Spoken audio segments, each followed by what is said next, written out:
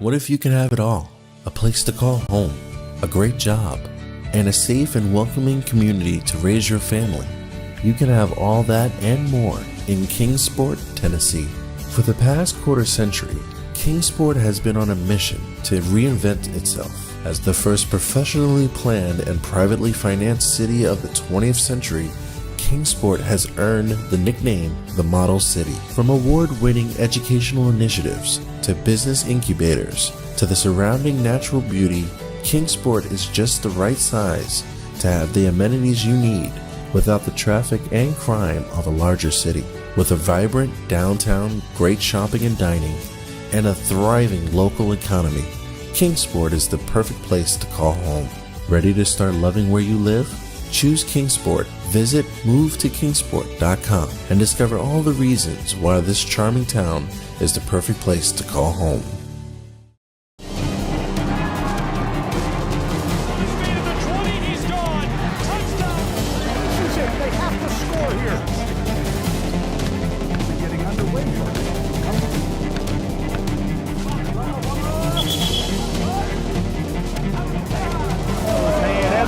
Walk-off home run.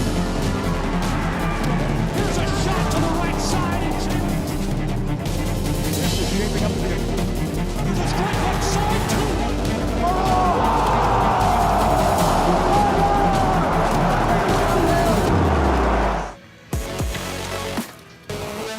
Sunshine, at least for now, here in Kingsport, Tennessee at Hunter Wright Stadium, where it's Game 2, Day 2 of the Appalachian Athletic Conference Baseball Tournament. And it's the winner's bracket on the docket here in our second game of the day in Kingsport. The Bryan Lions, winners yesterday, 9-1 over Reinhardt, come in, and their reward for their win, well, they get the number 1 seeded juggernaut in the Buffaloes of Milligan.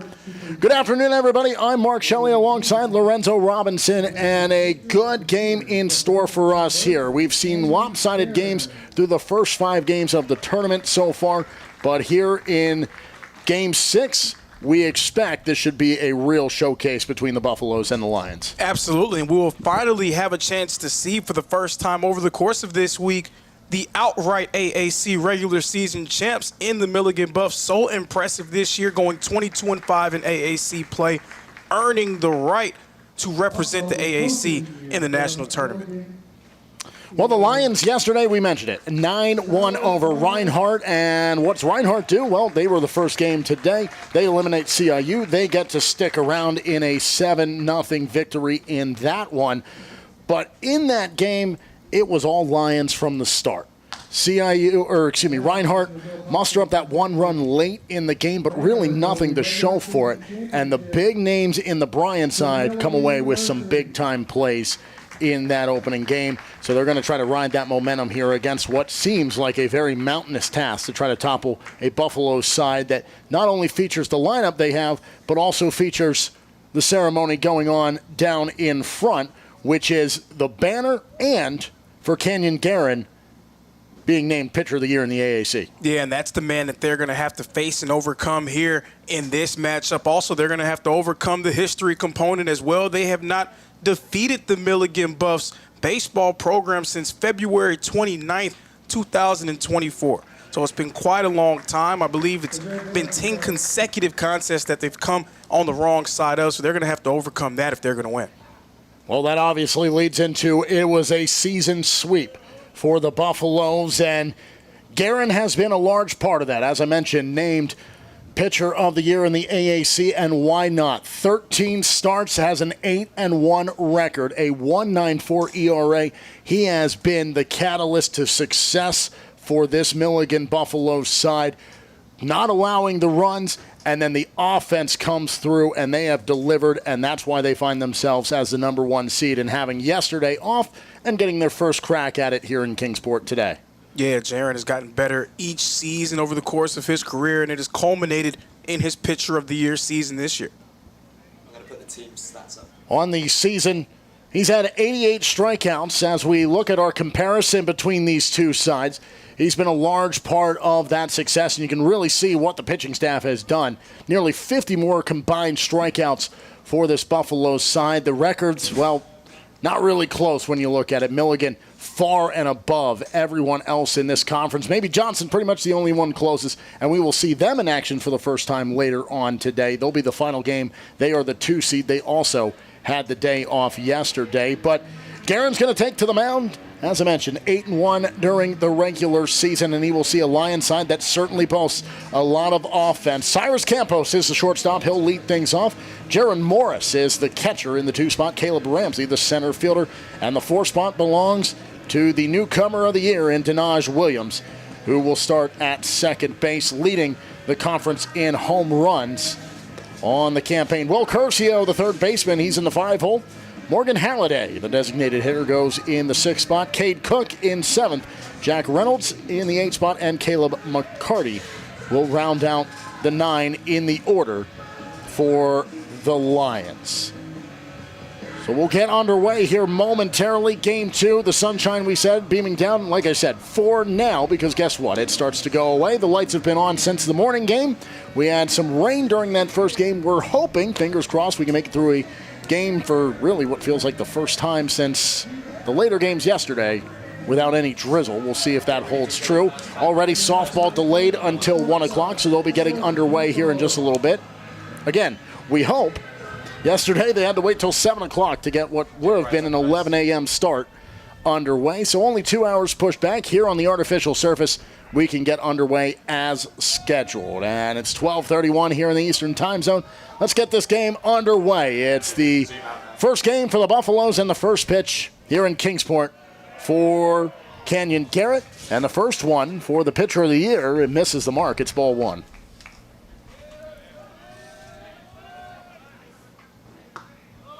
Second one bounces back. That levels the count. It's 1-1. And for the Lions, they have the second game of the day. They had the first one yesterday. And for Campos, got on base on 2 separate times, picked up 2 RBI.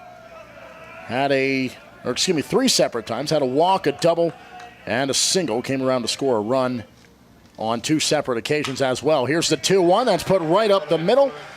And it's a leadoff base runner for the Lions as Cyrus Campos puts himself aboard with a single. And Campos has done a tremendous job of getting on base all season long, just a little bit over .465 on base percentage.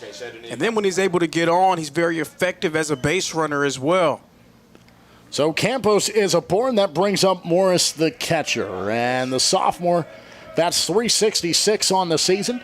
He'll settle into the right-handed batter's box in an all-righty duel here as the second batter of the inning. And that catches him, and a rocky start here for the sure-handed Guerin. And suddenly, just like that on back-to-back pitches, it is 2 base runners without an out for the Lions. So Bryan trying to keep that momentum rolling from that game against Reinhardt. First time that Milligan's facing anyone here in Kingsport, Tennessee. They may be trying to round themselves into form. And the senior Caleb Ramsey, bats .380.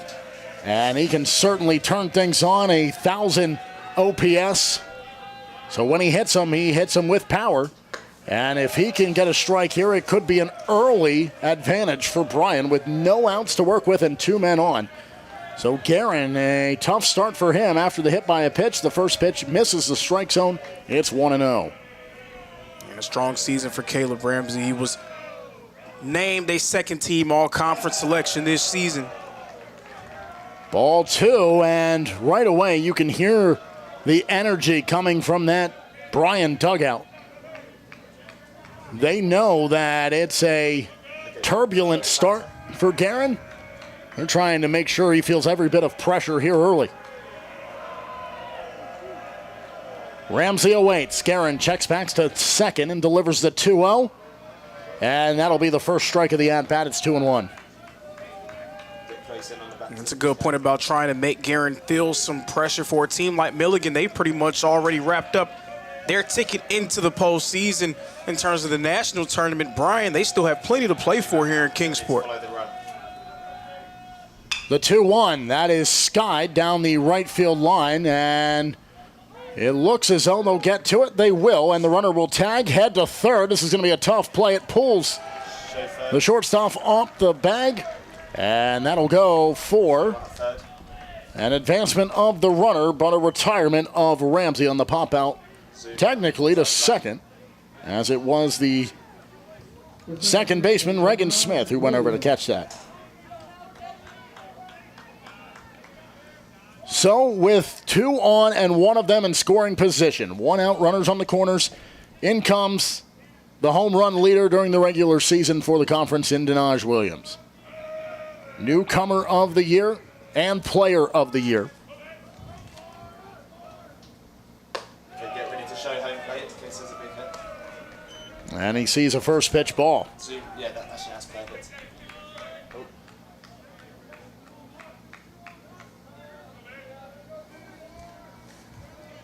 Denaj Williams, formerly of I beg your pardon, he was the freshman of the year, not the newcomer of the year. That was Gil Fernandez or Tennessee Wesleyan. 2 very similar words, but truly a different meaning when you get down to it. 1-1 count for him here with 1 away. Guerin delivers. Williams takes him foul, and he flashes a grimace. He liked it, but not the result. 66 runs have been batted in by Williams on his way to a 377. When you have that power, you will be up there near the top in strikeouts as well. So he has 35 on the season. The 1-2. And he catches it with the tail end of the bat, and that's going to keep him alive. Williams alma mater, the Rayburn Gap School. They're in Rayburn County, Georgia. They have garnered a lot of attention being a private boarding school that it's really started to compete at a national level, getting a lot of overseas players. Here's the 1-2. Got him swinging. And after the up and down start here for Guerin, he bounces back, picks up a huge second out as he retires one of the best hitters in the conference in the freshman Williams. So 2 reach to start the game, and back-to-back outs for the Buffaloes, and now a chance to get out of the inning as Will Curcio comes to the plate, the third baseman. That's out of the 5-hole.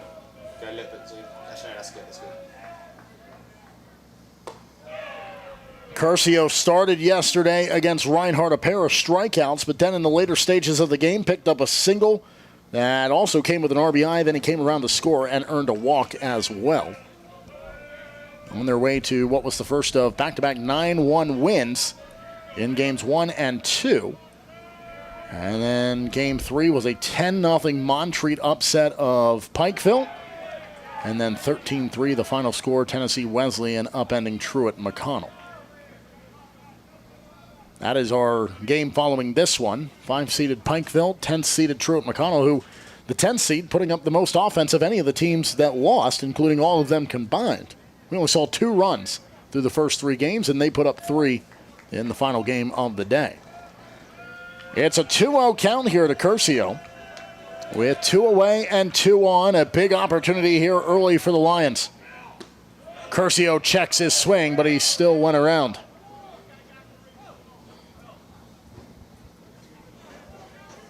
So a 2-1 count, and if you can strike first knowing what you're up against in Milligan, that could be a huge momentum builder early in this game. On the flip side, a shot of confidence for Guerin if he's able to get out of the jam. Delivers home, and a half-hearted swing. Looked as though Curcio wanted to pull that back, but just had to finish it. That thing went through it maybe 5 miles an hour when he finally pulled the bat to the other shoulder. Wind heavily whipping from right to left. You can see that large flag blowing in the outfield. Runner goes, swing and a miss, and out of the inning.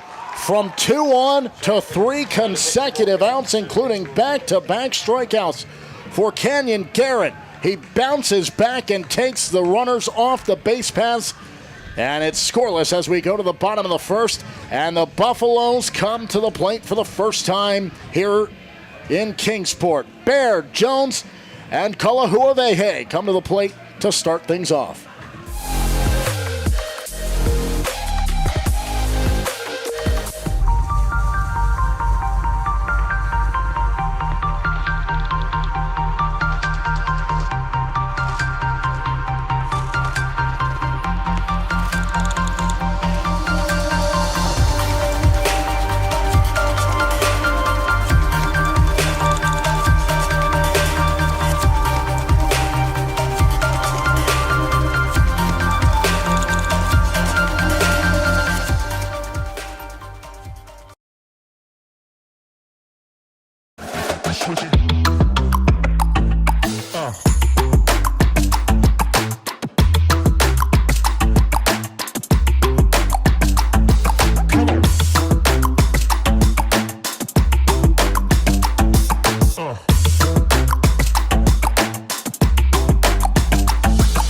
attention.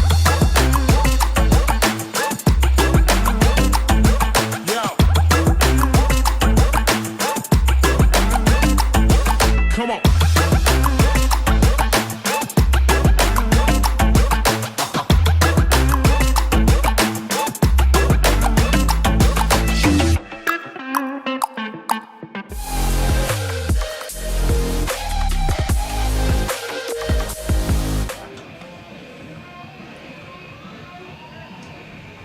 Bottom of the first inning, and Braxton Baird will lead things off for the one-seeded Milligan Buffaloes. The shortstop, who has been a reliable leadoff man, playing in this his 50th game on the campaign, comes in with a 3.79 ERA, and he'll be the first man to face Ty Johnson, who comes into this game looking to make a splash in this his 8th start on the season. And currently sporting a 6.16 ERA, a 4-3 record. He's been consistently that second starter for Bryan this year after their ace, Tanner Everett, had a great showing against Reinhardt yesterday. So Baird shows bunt, pulls out of it as that ball was inside. This time he'll stay back, and right away Johnson having a bit of a struggle to get those balls up away from the turf as he falls behind here, 2-0 to the leadoff man in Baird. So Jones, Kalahui Vehe comes up in the 3 spot. Brody Melton, Nick Aiezi, Luis Quintero, Landon Lutterman, Reagan Smith, and Nick Moss is the order. That's fouled off to the left-hand side. It's 2-1. On the back side of the battery, that's Jaron Morris for Johnson. Down at first base, it's McCarty. At second, it's Williams. At shortstop, Campos. And at third, Curcio. Left field is Reynolds. Right field is Cook. And in between them is Ramsey. Zoom out a tiny bit. Yeah, you're good. So a 2-2 count here to the leadoff man in Baird. Milligan's such a difficult lineup to face because they have so many different guys that can step up and make plays for them at the plate. Second in the conference in batting average as a team. And the count will go full. Another low inside pitch from Johnson. Started with 2 of those. Got the 2 fouls, and now the third makes it a full count to the leadoff man, Baird. Righty versus the lefty, and Baird will foul it off. We'll try it again. Second time, we'll see a payoff pitch.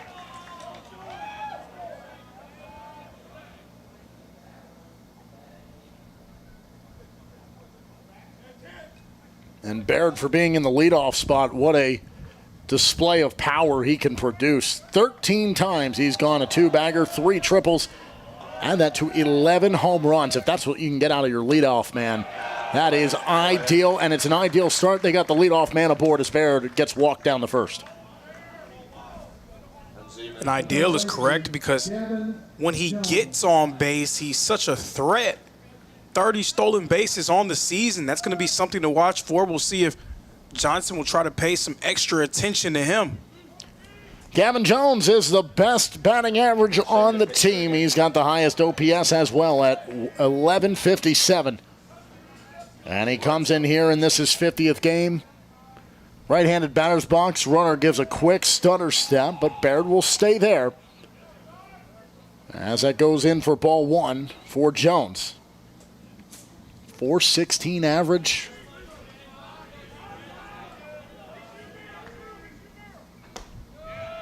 And we'll see that come back with a strike. It's 1-1. Get right up close to the batter. So both teams putting the leadoff man aboard. It was a single for Campos. And now Baird the walk. They'll check back to Baird.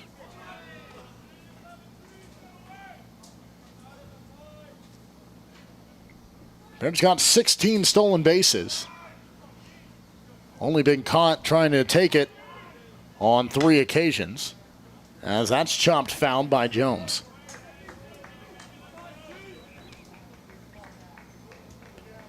Should Jones reach, that's when the attention should really turn to first base.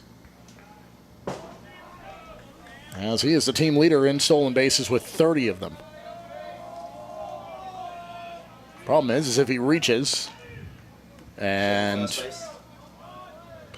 Baird is able to get to second, Baird's going to have to try to steal third, enabled for Jones to try to do that. 1-2 count at the plate. Johnson's got it, ready to bring it home. He will. It's outside, and it's 2-2.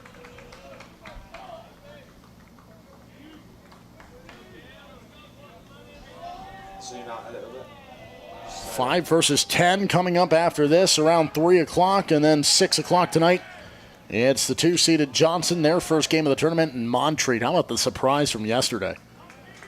Pikeville and Montreat, very similar teams, separated by a game in conference play, and Montreat just blew them out of the water, a 10-0 final. As that's chopped over to short, they can try to turn the double play. Thrown over, and it's not in time.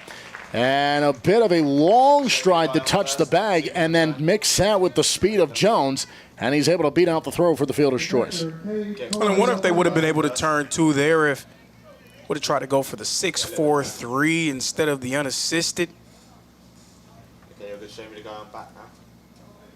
Maybe he didn't think that his second baseman, Williams, was over to the bag enough to be able to make that play.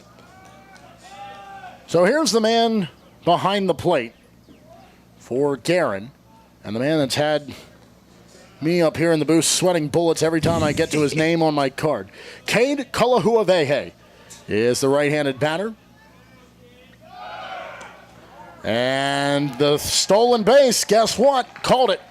Jones has his 31st of the season, and he's in scoring position. Zoomed in on. Only 8 times he's been caught, and you say, well, 8 times, that's a lot. Well, when he's still 30 bases, now 31, relatively, that's not a lot. Yeah, you could probably live with that. That one's chopped over to short, fielded off the hop, thrown over. This one is in time, and Kalahuavehe is retired for out number 2, but he does his job and gets Jones 90 feet from being the opening run of the ball game. The right fielder, Brody Melton.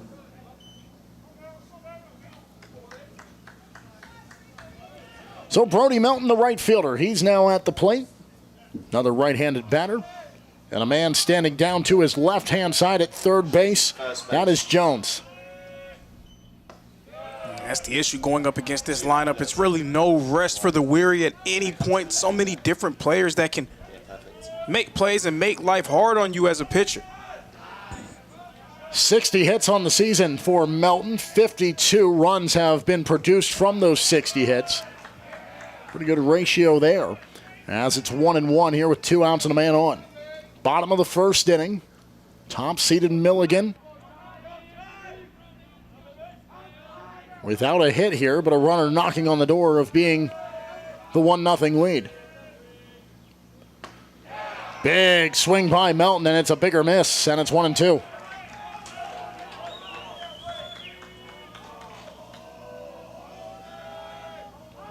Shift is on. 5 to the left-hand side of second base for the Lions. That'll miss the mark outside. It's 2-2.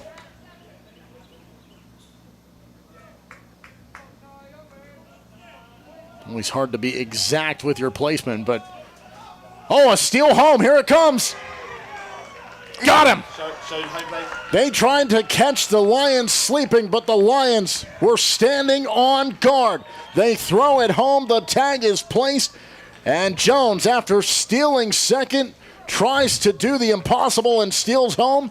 And it's left with nothing more than a footnote.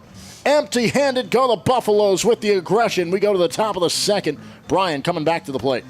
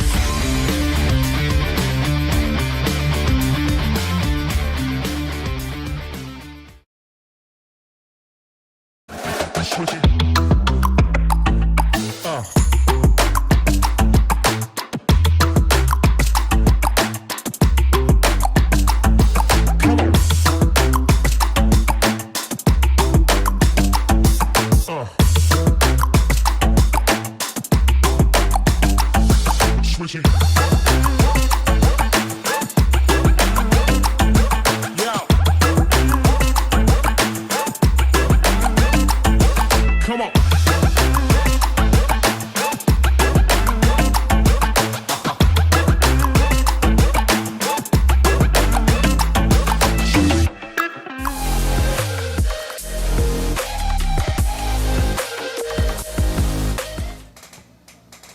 So back here in Kingsport, an abrupt end to the bottom of the first inning. A promising start, and it's left with a 0 on the board for Milligan. They try to send Gavin Jones to steal home, and he's tugged out at the plate by Morris.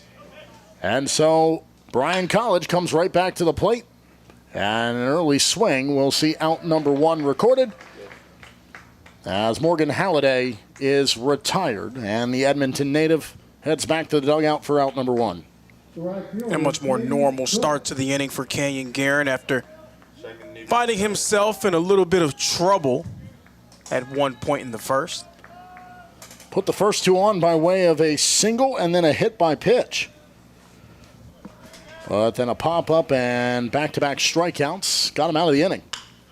That's a chopper over to short, and it looks as though back-to-back groundouts to start this inning. 4-3, then a 6-3.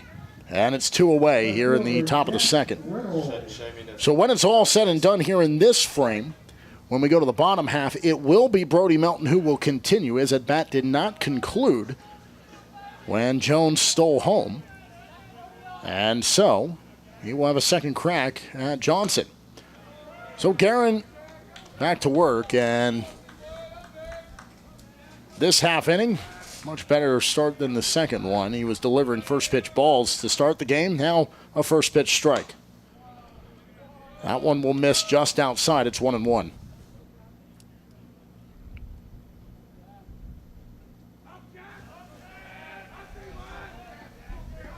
Nobody on, 2 outs.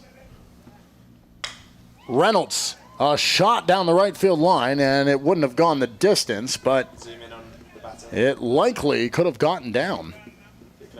And anything can happen at that range.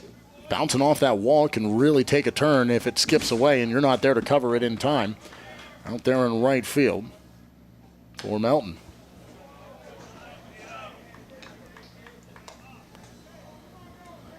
Earlier I talked about how Guerin has improved every season of his career, that ERA dropping over his 4 seasons, 8.15 to 7.36 to 4.11, 2.29 this season. That'll miss high. It's 2-2 for the third batter of the inning. Just go straight to first. Faced 5 in the first, trying to face only 3 here. And he rings him up. Caught him looking. Right it backwards as Reynolds is sent back to the dugout, and quickly the bats come back, and Melton will start it off again. Never got to finish. He'll try to lead off here in the bottom of the second in a scoreless game between the Lions and the Buffaloes.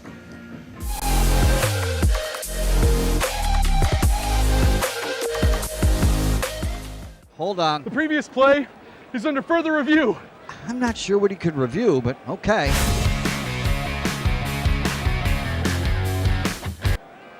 Sure has been a while. Dine in at Buffalo's Cafe for the football season.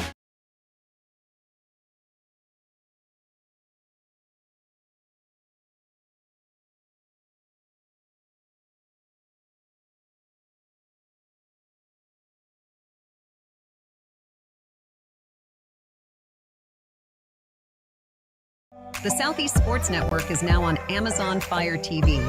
Now you can download the SESN app and watch on any Amazon-enabled device, such as your Fire Stick. The easiest way to download the app is to go to our website, find the Watch SESN tab, and click Fire TV app. Then just select your device from the list. That's it. Free and easy. Enjoy watching the Southeast Sports Network on your Fire TV, Fire Stick, or Fire tablet with just a few clicks.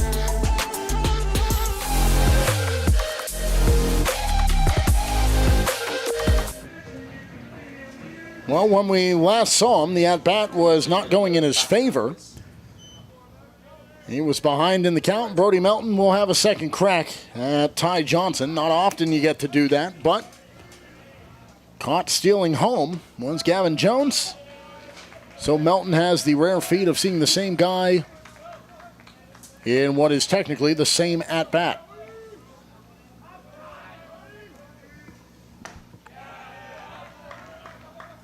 Quickly, he falls behind 0-2, so the second time to the plate. Not off to the start he would like. Johnson deals, and it's outside. It's 1-2.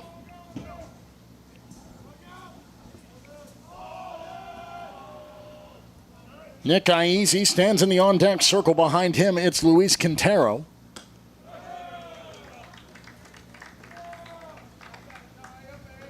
And it's 2 straight misses, so it's a 2-2 count.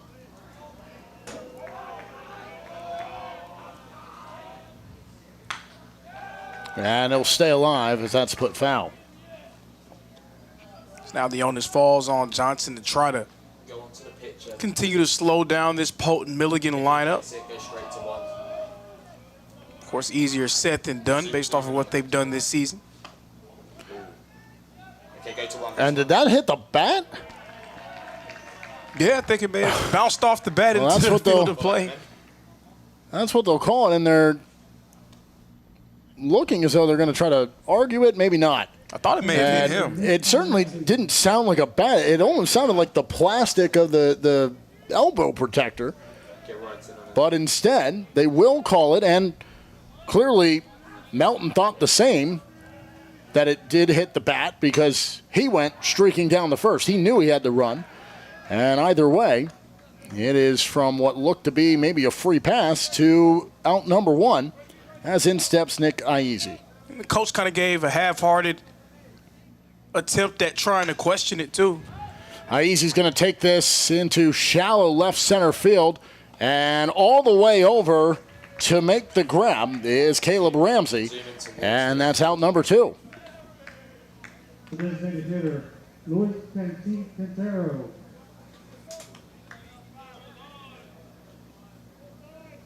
So Luis Quintero, the designated hitter. Where's the number 5? And will step in here as the number 3 hitter of the inning. He is 6th in the order.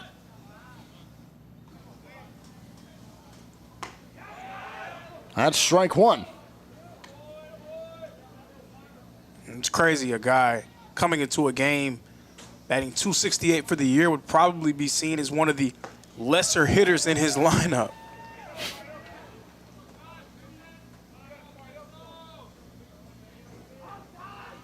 So 1-0-2 count with 2 outs and nobody on. That's a chopper over to short. Fielded, turned, gunned on the run in timeout number 3. 1, 2, 3 go the Buffaloes. Doesn't happen often, but Quintero is retired on the 6-3, and that brings the Lions back to the plate. It's the bottom of the order in Caleb McCarty. Then it flips around in Campos, who started the game with a base hit. He's the 2-hitter, and then Morris behind him.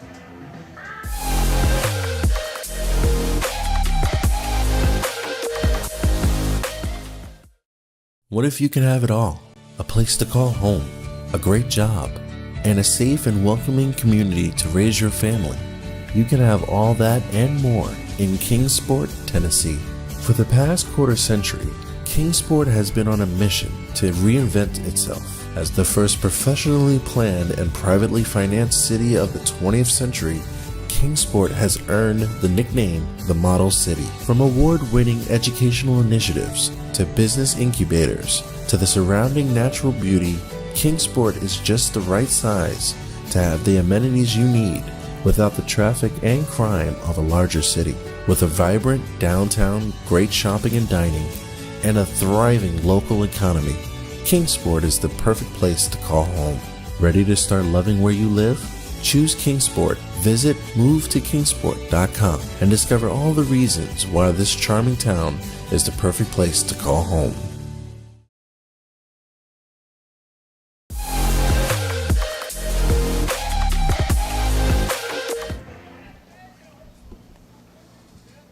So a good one going here through 2 innings as we move to the top of the third.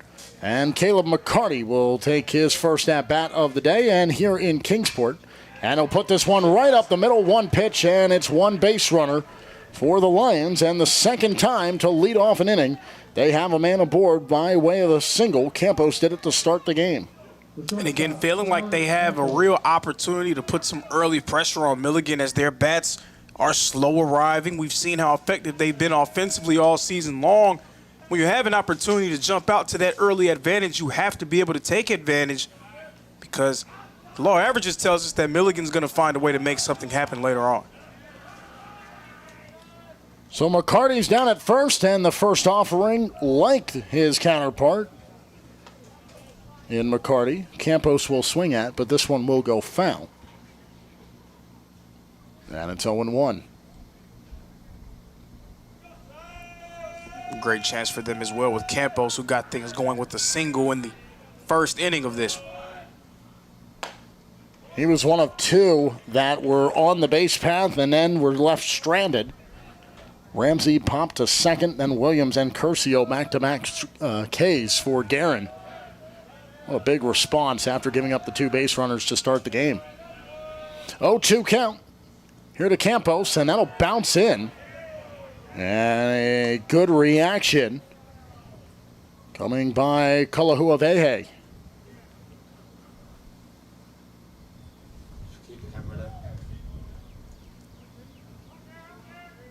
Native of Wailuku, Hawaii is Kalahuavehe.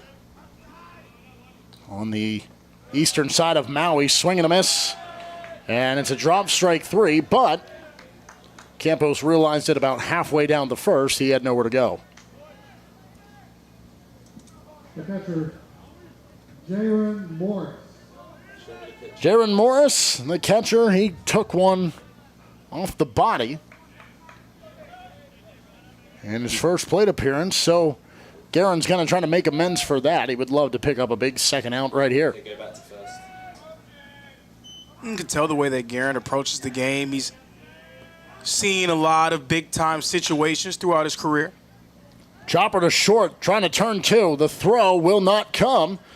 And in the exchange, while the slide was occurring for McCarty, the ball is dropped by the second baseman, Smith. And so, no throw comes, and all they do is trade places. But out on the fielder's choice is McCarty, and that means Morris is now down at first. Even still a wise decision by Braxton Barrett to try to just get that lead runner out. Prevent a runner from getting into scoring position. So 2 outs and a man on. That's now Morris. And this is given a ride out to deep center field. And it gets down at the wall. The Lions are going to send their lead man, Morris. He's going to come home, and it's a 1-0 ball game for Bryan here in the top of the third inning. A well-hit ball that came just short of squeaking out by Caleb Ramsey, who stands up with a double over at second base and adds an RBI to his credit. How important that can be to try to get off to a fast start against a team that's been so great all season long offensively. Well, now you're putting a ton of pressure on a group, and even though they've been great in the regular season, this is the first time that they've had to play here this week, still probably trying to get themselves going. And Guerin let out a huge sigh before he retakes the rubber here and now faces Williams. Williams went down swinging last time up, but maybe riding some momentum here. If he can make some contact, keep the inning alive, that could spell trouble for Guerin and the Buffaloes early, as they already trail 1-0 from the RBI double by Ramsey. And what a well-hit ball that was, just not enough to squeak out. First base. I talked about the poise that Guerin has showed on the mound over the course of his career. He's going to have to show off a little bit of that here and secure that third out. 0-1, it bounces in, careens away from Kalahuavehe, and he chases after it, but not before. It's an advancement to 90 feet from home base over to third by Ramsey. And the pitcher of the year, and a little bit of trouble here with 2 outs on the board. And Guerin just left that one well short. That skipped in before the plate, and that high hop, luckily for Kalahuavehe, it was able to roll down that third base side, and so he was able to, while allowing the runner to take third, still keep an eye on him and not have a bit of a frantic snap of the head and maybe make a mistake if you have to deliver it quickly to the plate. So a 1-2 count here from Williams. Guerin trying to get out with minimal damage after one has already scored. And he got him swinging. It's a drop strike 3.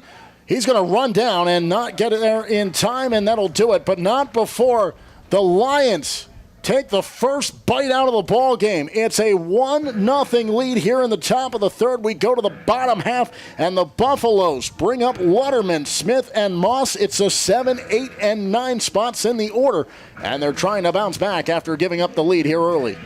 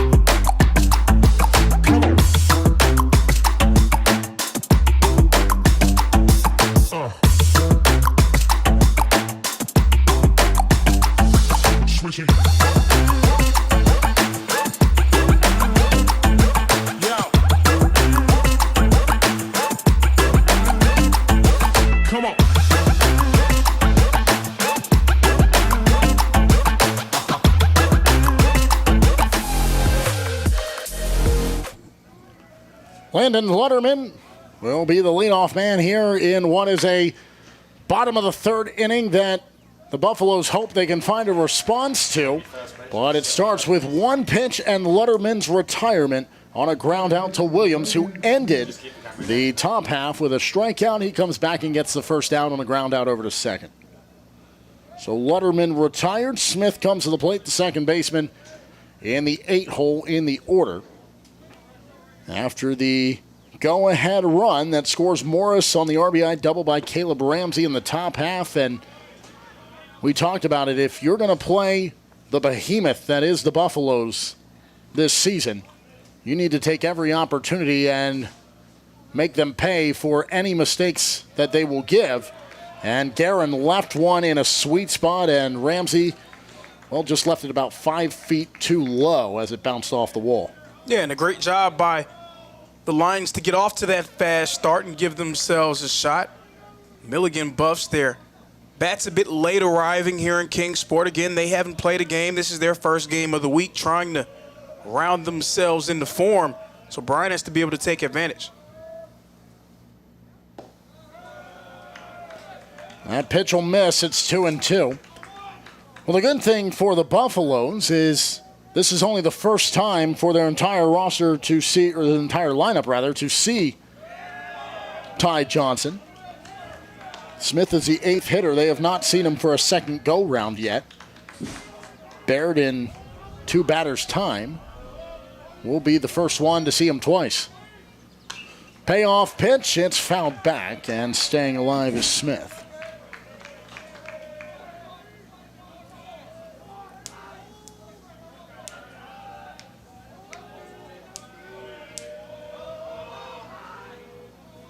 Three-two. This one's in play. It is shallow into the outfield. Williams calling for it. He makes the grab. That's 2 up, 2 down here for Johnson. And Bryan an out of way from taking this lead into the next inning. The left fielder, Nick. That was a good point for Milligan to see Johnson at least one time through the order. Hoping that second time through will be a little bit kinder to them. He's blanked the Buffs thus far. Nick Moss is the left fielder, and he's the last one who will see him for the first time.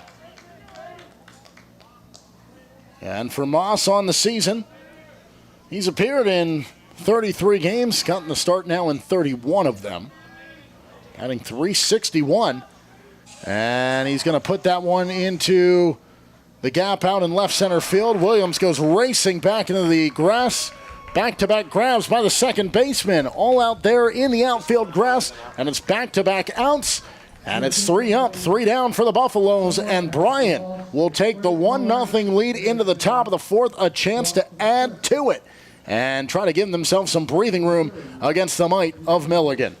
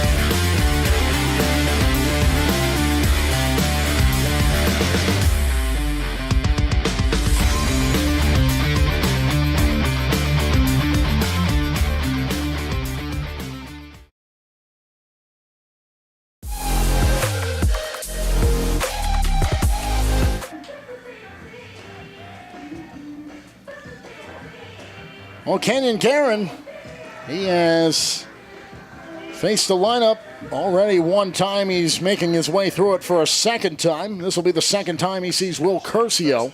And it comes here in the top of the fourth. And this time, as he sees Curcio, it comes with a 1-0 deficit that his team holds. As Curcio and the Lions have jumped out to the 1-0 advantage last inning. As Ramsey drove in Morris with an RBI double, Curcio levels out the count here 1-1.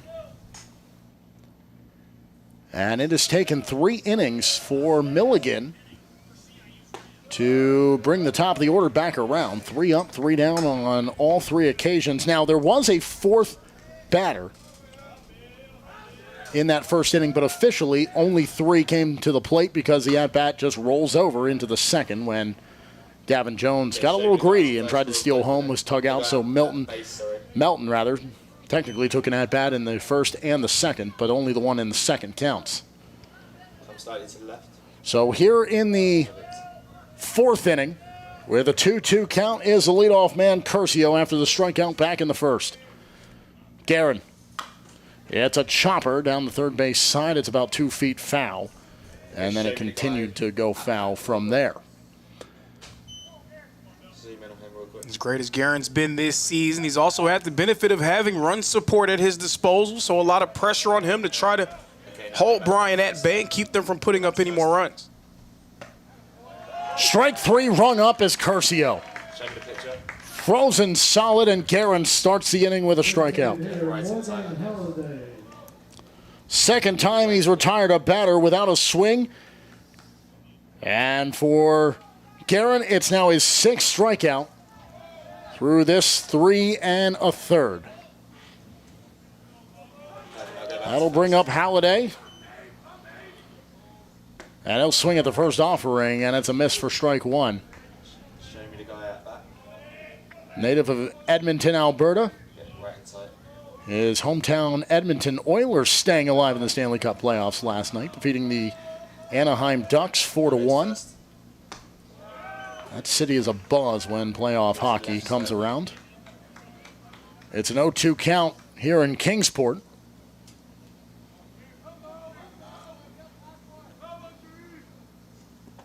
And he checks his swing at a ball that bounces in.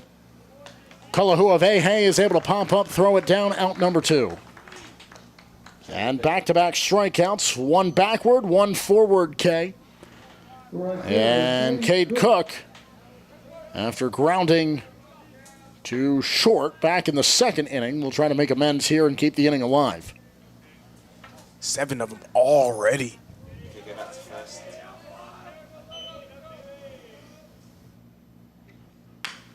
And that's a chopper down the third base side. Jaw skitters in front of the bag, and it's foul.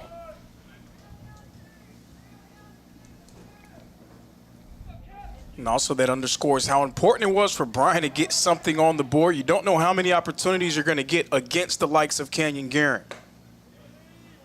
That's in there for a strike, and it's an 0-2 hole here for Cook.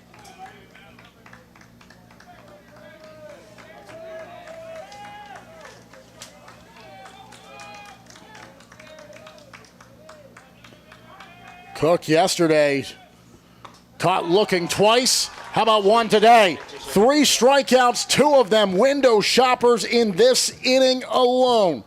It is K, and to start it off, and then 2 more to round out the inning.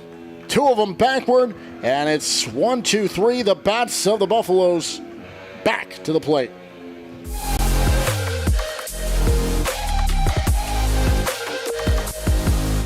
What if you could have it all? A place to call home, a great job, and a safe and welcoming community to raise your family. You can have all that and more in Kingsport, Tennessee. For the past quarter century, Kingsport has been on a mission to reinvent itself as the first professionally planned and privately financed city of the 20th century. Kingsport has earned the nickname the Model City. From award-winning educational initiatives to business incubators to the surrounding natural beauty, Kingsport is just the right size to have the amenities you need without the traffic and crime of a larger city. With a vibrant downtown, great shopping and dining, and a thriving local economy, Kingsport is the perfect place to call home. Ready to start loving where you live? Choose Kingsport. Visit movetokingsport.com and discover all the reasons why this charming town is the perfect place to call home.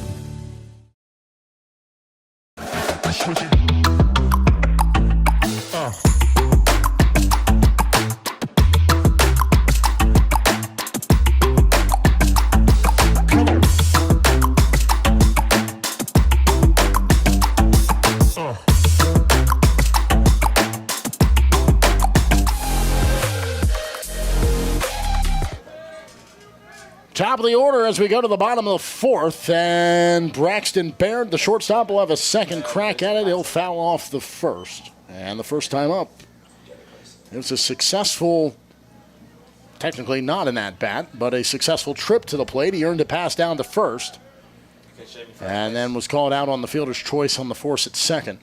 Shows bunt, and it's 0-2. With the exception of Melton having that continued at-bat. It's been 3 up, 3 down in all 3 of these previous innings. Milligan still trailing 1-0 and without a hit in the ballgame. We came into the game speaking about Canyon Guerin, the pitcher of the year, rightfully so. He's done a phenomenal job in this game as well, but Ty Johnson, got to give him credit for slowing down this lineup. And I said without a hit, make it no more.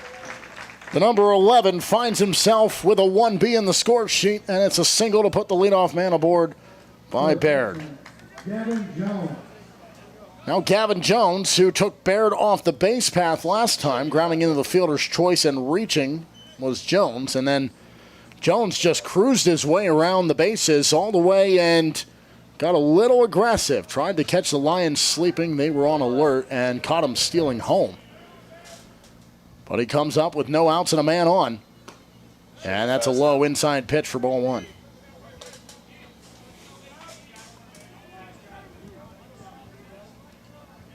We go from winner's bracket to loser's bracket back to the winner's bracket in our final 3 games of the day. CIU is the first team to go home in the tournament. They fell this morning in that 7-0 final where their offense just sputtered and never got out of the gate in really either game here in Kingsport. So Reinhardt lives on to see another day. And if Bryan were to lose this game, it would be a rematch tomorrow of their opening round game, in which Bryan won 9-1. But the Lions leading 1-0 here, and they're hoping they will send Milligan to meet the Eagles.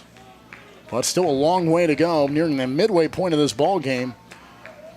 But against this Milligan side, who has won every matchup against Bryan since 2024. That feels like a long way to go for Ty Johnson and Bryan. 3-1 pitch is fouled off. It's a full count here for Jones with no outs and a man on first. Show me the batter real quick and then move back to first. A real battle here between Jones and Johnson. Okay, now go back to first. Zoom out so that you can see them running in. Runner goes, and he'll have to hold fast as this is popped into the outfield. And in right field, the grab is made, and Jones is retired on the F9. And that'll hold Baird at first.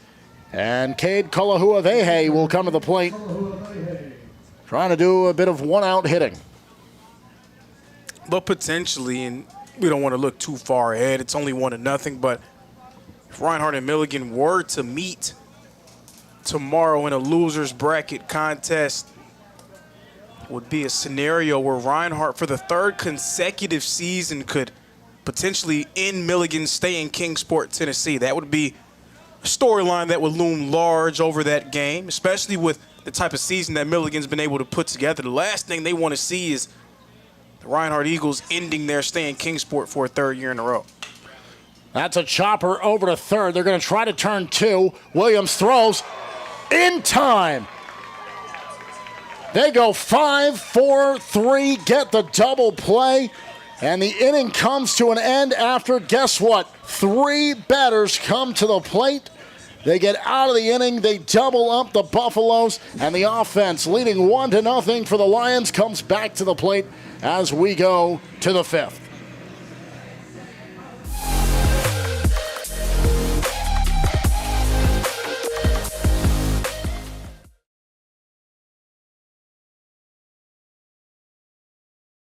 The Southeast Sports Network is now on Amazon Fire TV. Now you can download the SESN app and watch on any Amazon-enabled device, such as your Fire Stick.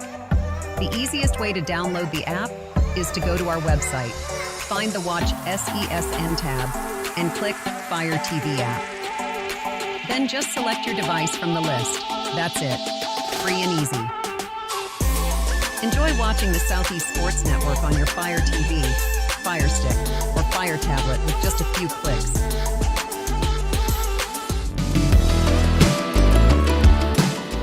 Want to watch your favorite Southeast teams in action? We've got you covered. Stream live games and highlights on YouTube, Twitch, Amazon Fire TV, Stream TV, and more. For all the details, visit our How to Watch page at SESNsports.com. It's your one-stop guide to catching every play, every time, wherever you are. The Southeast Sports Network, bringing the game to you anytime, anywhere.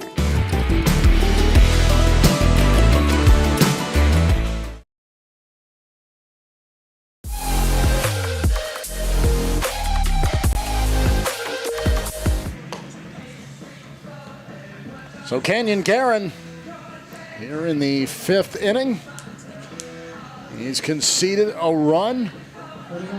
And really, other than that and the little hiccup to start the game where he put 2 on and then battled back with 3 straight outs, he's been stellar. But it's the 3rd inning in which 3 different batters reached base, and one of them was able to score on the RBI double by Caleb Ramsey. That is the difference maker for he and the Buffaloes to stare up at as we head into this 5th inning in a 1-0 ball game.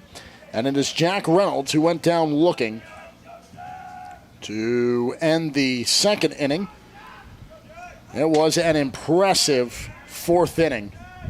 3 strikeouts.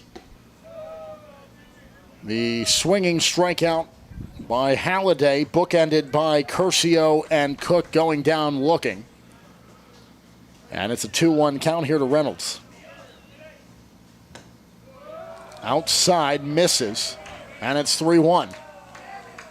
Yeah, outside of those few rough patches, just another phenomenal performance for the pitcher of the year.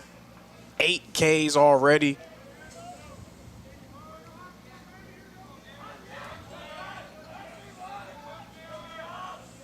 That's in stark contrast to what we see on the other side of things as the 3-1 turns into ball 4.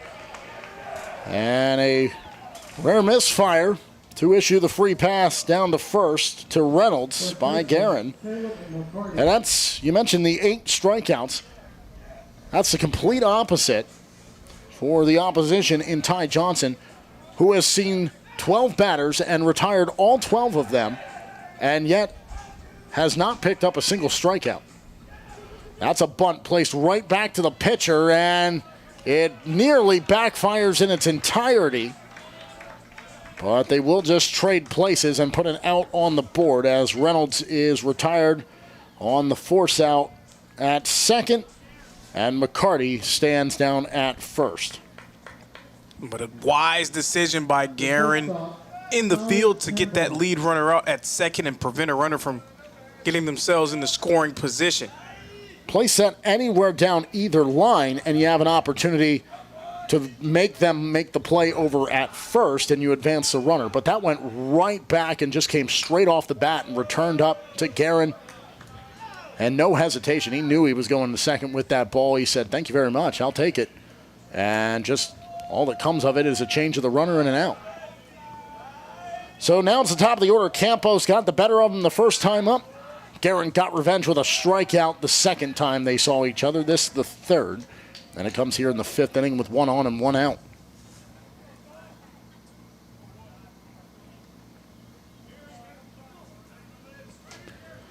Oh, 2 count for Campos.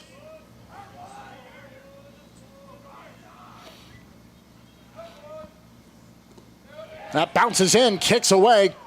Kalahuavehe is able to trot over, and he'll get to it, but he will concede the base. And with 1 out, now the double play taken away. And a chance here with a well-placed base hit for Campos to score an insurance run for the Lions. That's a rare sight to see a ball get past him like that. Multiple-time Gold Glove winner. Did a nice job to keep it in front of him, though, and prevent any more damage. Guerin has had a couple that he's bounced in to his catcher, and staying alive here is Campos. He'll foul that into the backstop. But Guerin trying to find the low end of the strike zone and get some of the Lions to chase. He's forced those balls to take heavy bounces off the chest protector of his backstop. Here's the 1-2, and that's chopped back over to the pitcher. And Guerin throws to first. They will trade the out for the advancement of the runner. And 90 feet from home is McCarty as Campos is retired. And part of that was the location of that ball in play, but also Guerin maybe taking a little bet on himself as well, putting the pressure on himself to get that final out.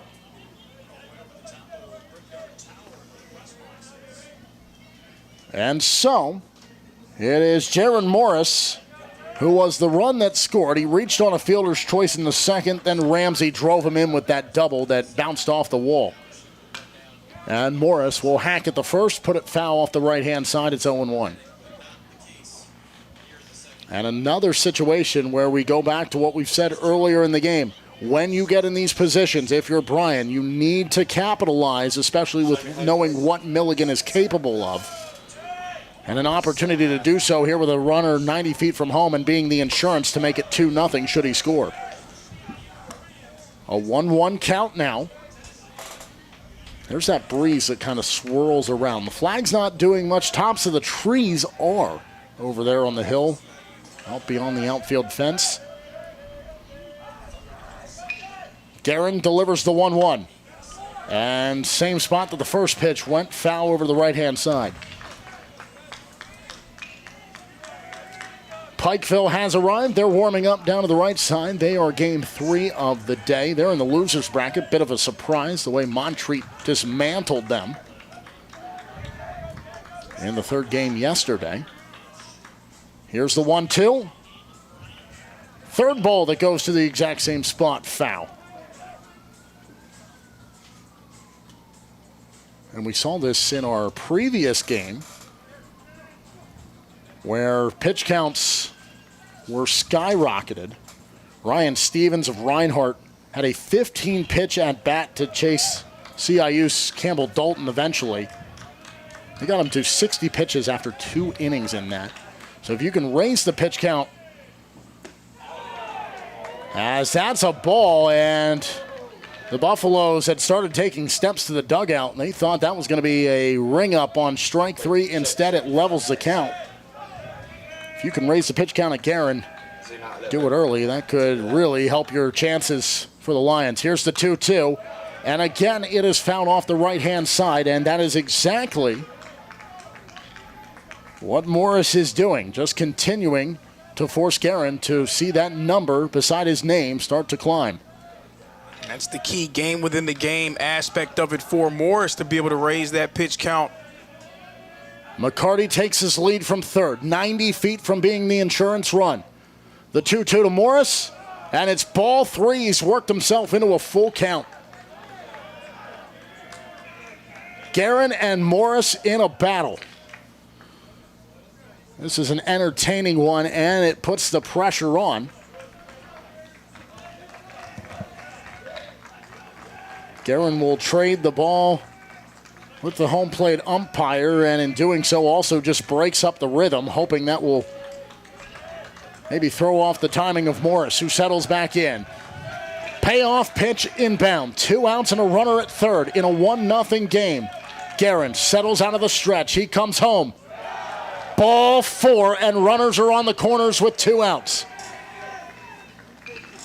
Great at bat by Morris, fighting his way into a full count, drawing that last walk.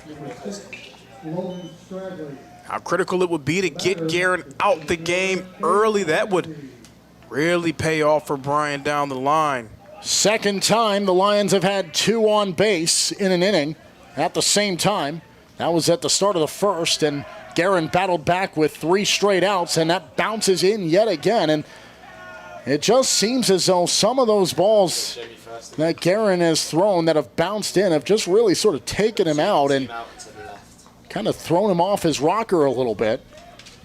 And he delivers that first pitch ball to the 3-hole hitter in Ramsey, and Ramsey has to be loving the opportunity he's sitting in. Already got the RBI double to give his team the lead. Can he do it again? He swings at that one, and it's 1-1.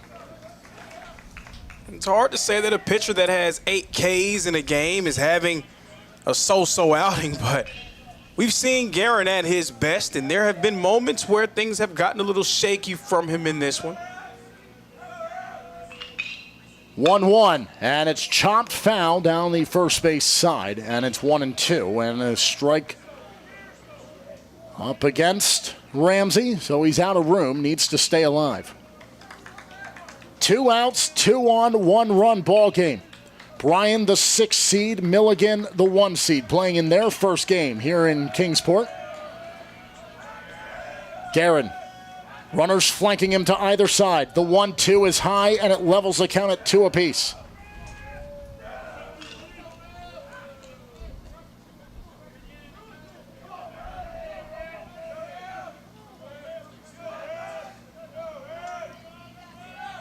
Runner goes, swing and a miss, and he bounces back, and an emphatic reaction from Guerin as he works himself out of the jam and keeps it a 1-run game. Big bounce back for the pitcher of the year in the AAC. We go to the bottom half of the 5th.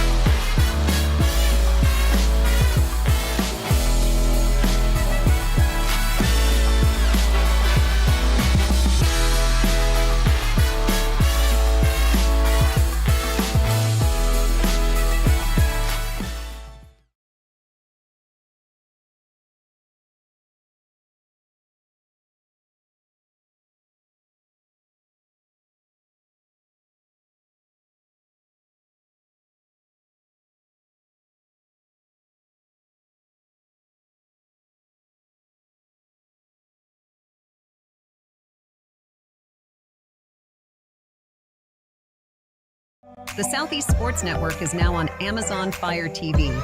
Now you can download the SESN app and watch on any Amazon-enabled device, such as your Fire Stick. The easiest way to download the app is to go to our website, find the Watch SESN tab, and click Fire TV app. Then just select your device from the list.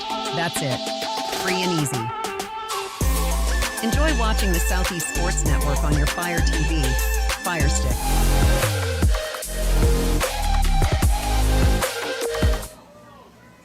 One-run ball game here in the bottom of the fifth. Milligan gets a massive bounce-back, inning-ending strikeout from Kenyon Guerin to get out of a 2-on jam with a runner on third. And now Ty Johnson returns to the plate. He's faced 12 batters. He's retired 12. But they've come in sort of a wacky way. He's let batters on, but his team defensively has come through for him. He ended last inning with a double play. And so that brings about Brody Melton. And Melton, like we said, is the one who now has the rare feat of facing him 3 times, but only seeing him officially for a second time. The first time, that was the continuation in the second. Put one right back to him. That was the ground out to start the inning on the 1-3. 2-2, he puts it right up the gap. Oh, what a snag off an in-tight hop by Williams. He throws it over, and that is a tremendous play by the Lions' second baseman. That one dropped right in front of him, and he just pulls it off the ground at the last second, and he guns it over for out number 1. I tell you what, if Ty Johnson's able to secure a win without recording a strikeout, he's going to have a very expensive dinner bill tonight, I got to tell you. That was a great play by the freshman of the year in the AAC, in Denaj Williams. And it goes for out number 1, and that brings up Nick Iese.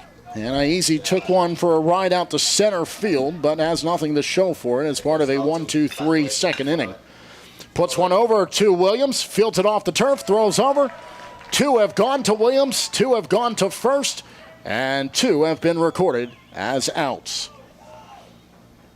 Now about the freshman of the year, Denaj Williams. Not just a phenomenal bat for Bryan, but also showing off the glove there, and great defensive player in his own right.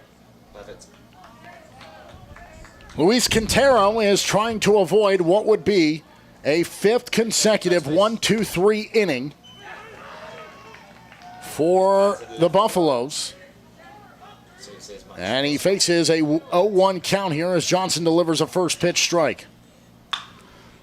He'll pop this up into right field, and it'll easily fall into the glove of the right fielder, Cade Cook, and it's out number 3 5 times. Milligan has sent 3 batters to the plate 5 times.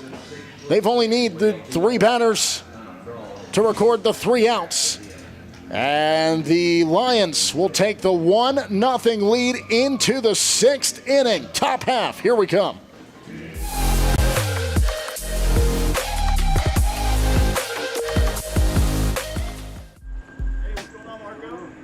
We didn't come to fix Marco's brakes because it was convenient or fast. We did it because Marco has bigger fish to fry and a lot of hungry people to feed. Kraus Family Ford. Passion drives purpose.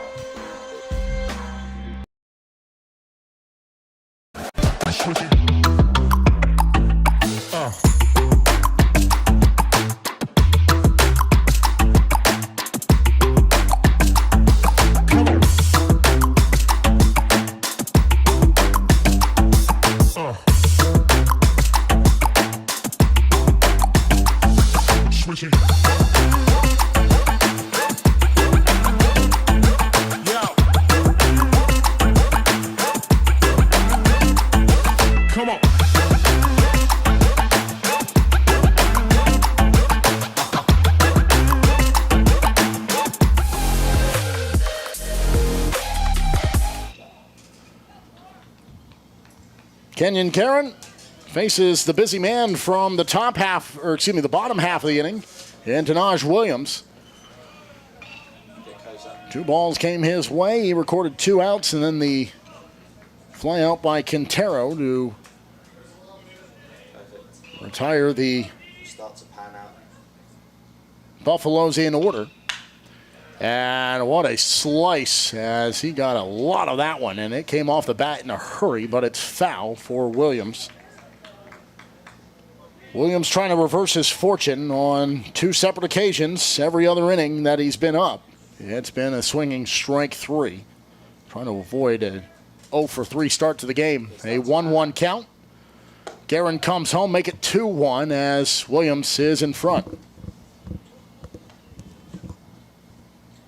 It hasn't been entirely smooth sailing for Guerin in this game, but he's done his part to try to keep Milligan in it as they just try to hang around. At some point, Milligan's hoping that their bats start to come alive. That's lifted out to center field. It's still tracking back to the warning track and having to make an adjustment a couple of different times out in center field is Iezi, but finally he's able to make the grab. And for a second there, I thought he juggled the ball, but I think it was his sunglasses popping off that he was trying to grab while still making the run after the play. And either way, it is an 0-for-3 start for Williams, but that time making the contact and giving it a look toward deep center. And some expert-level ball tracking there, going in a few different directions, flipping his hips a little bit, zigzag action. So in comes Curcio, and he rips that over to short on the first pitch. And it's out number 2. Quick work of the first 2 up by Guerin and the Buffaloes. And that'll bring up Halliday for the 3rd time today. Grounded to second, struck out in his last plate appearance. Trying to make amends here to keep the inning alive. And you mentioned, obviously, the run given up by the Buffaloes and Guerin. He's allowed a couple of base runners, but all that said, he still has 9 strikeouts. Okay, now show me first base. And he starts with a strike that is swung on and missed by Halliday. Like, how unfair is it for us to see him with a line of 9 Ks, only surrendering 1 earned run, and feel like, he's just playing all right. It's just okay. That's a credit to him for the season that he's been able to put together. 0-2 count. Guerin delivers to Halliday. Got him the swing, goes around, make it double-digit strikeouts for the pitcher of the year in the AAC. That is a 10th. And it ends the inning. And Milligan back to the plate as we go to the bottom of the 6th. Guerin playing his part, but he needs his offense to try to get something going and avoid going 1, 2, 3 yet again. To the bottom of the inning we go.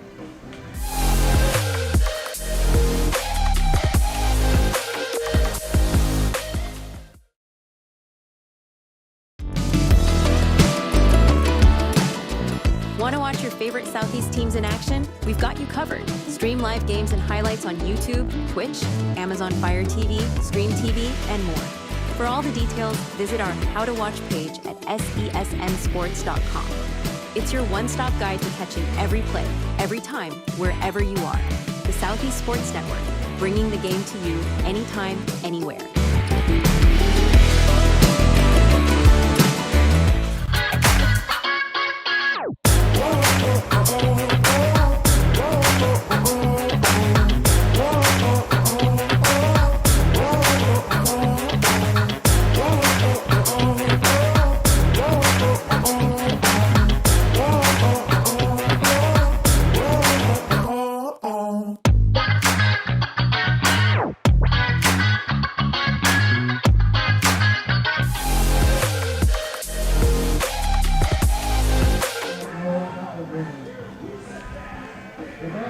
Good battle on the hill in this game. Ty Johnson certainly doing his part. Here into the 6th inning. It's the bottom of the frame in a 1-0 game. Johnson still without a strikeout in the contest.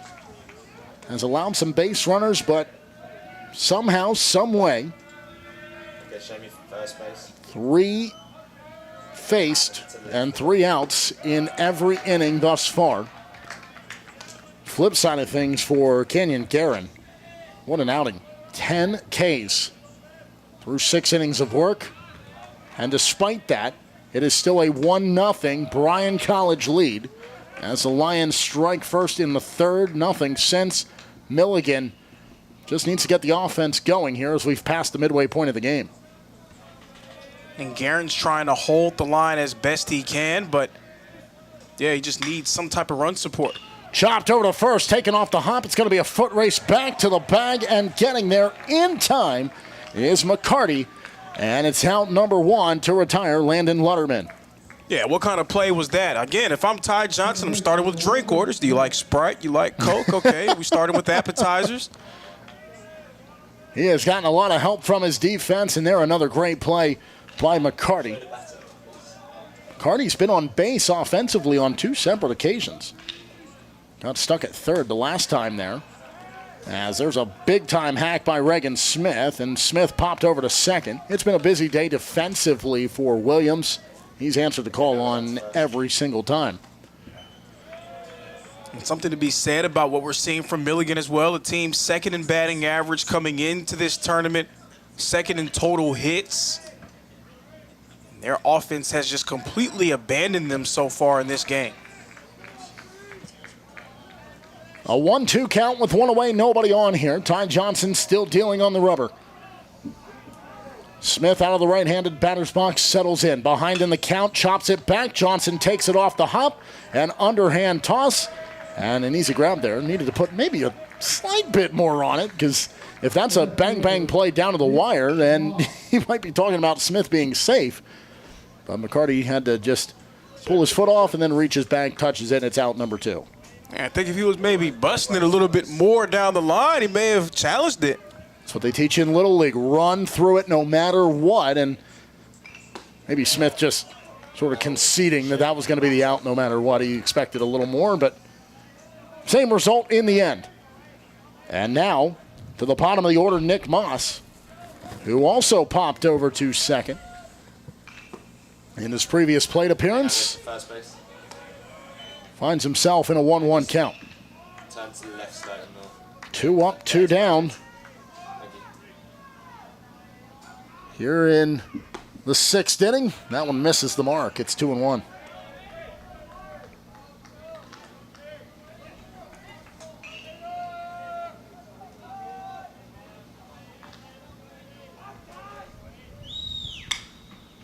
That is lifted down the line, and nobody's going to be able to get there. It's fouled, and it's 2-2.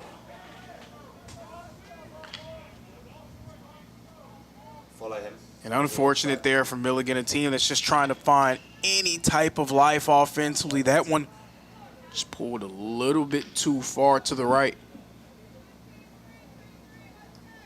Okay, perfect. Now go back to first. 2 balls, 2 strikes, 2 outs in a 1-0 ball game here in the bottom of the 6th.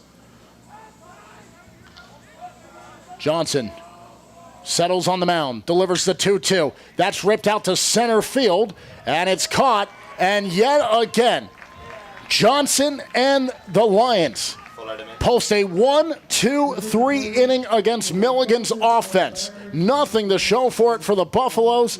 And worst of all, the team leading is coming back to the plate. When we come back, we go to the 7th inning. Bryan back with the bats.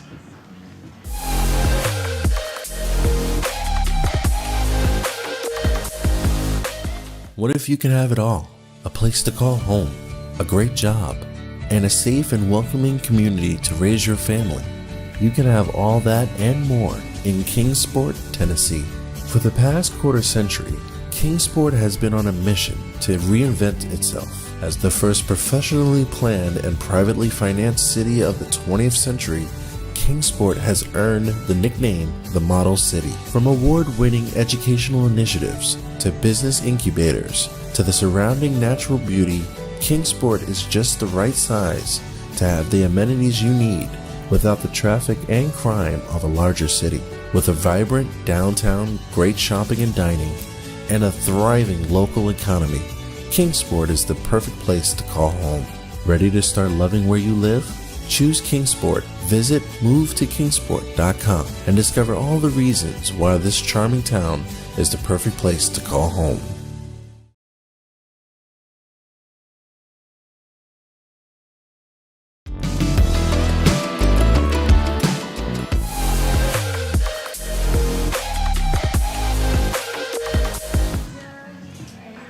Great game, great tunes here at Hunter Wright Stadium.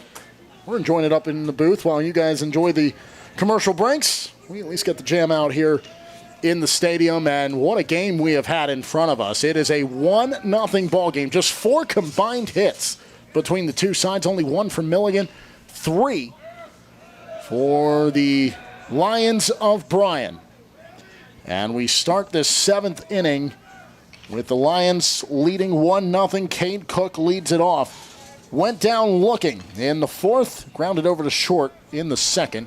Guerin has 10 Ks to his credit. He's had a phenomenal outing, but he'll have a sour taste in his mouth if his offense can't crack the case of the Lions' defense. 3 up, 3 down on every occasion at the plate, hoping something finally breaks through, but first they have to play a little defense themselves, and that's in there for strike 2 against Cook. Second game in Kingsport, Tennessee, featuring a number 1 seed. The Johnson Royals, the 1 seed in the softball tournament. They also found themselves in trouble yesterday, so both 1 seeds on the break early. And Cook goes down on a knee, and he's tagged before he can make his way down to first on the drop strike 3. Kalahuavehe was able to quickly jump up, place the tag, and that'll send him back to the dugout. So now 11 strikeouts Show me the batter. for Guerin. Get right up close. He's on cruise control, but he needs his offense to get in gear. Guerin just sees that one slip away, and with nobody on the base paths to take advantage of it, his catcher didn't really move from the stands. He said, somebody will come out and get that ball. It's not going to be me. 1 away. Nobody on here in the top half of the 7th. That's a good bounce back in the strike 1. But again, I've also wondered, how deep is your motivation at this point in the season? Milligan's all but wrapped up a national tourney spot. Now 1-2. Right, that wasn't like a weird toss of the ball back. That was a pitch. Okay, now they get it right on the scoreboard. I'm like, wait a minute. It was definitely a first pitch ball. And that is a 4th pitch, strike 3, and it's back-to-back swinging strikeouts for Guerin. And the number climbs now to 12. 1 shy of the high for the day. Ty Pangborn of Reinhardt in Game 1 in that win over CIU rang up 13, including 8 consecutive at one point in that game. And here's the bottom of the order in McCarty. And McCarty hoping to keep the inning alive, and to do so, he would reach base for the 3rd time. Reached on a single in the 3rd, then the fielder's choice and got stranded at 3rd in the 5th. He was so close to coming home. They had runners on the corners with 1 out. That would have been a massive conversion to give breathing room, but instead it's still the narrowest of margins to their credit. And it's a 1-0 ball game. That's high. It's ball 2, 2-1 here as Guerin falls behind. Buffaloes bring the top of the order to the plate when they get the offense back out there. And that is a 2nd strike. It's 2-2. Trying to make it another 1-2-3 inning on his part, and do so for a 2nd time of 3 straight Ks. 2-2, that bounces in, check swing. They say he didn't go, and I think Guerin was more hopeful than maybe realistic there. That bat never really got too far off the shoulder of McCarty. A little less of a protest, more like a wish.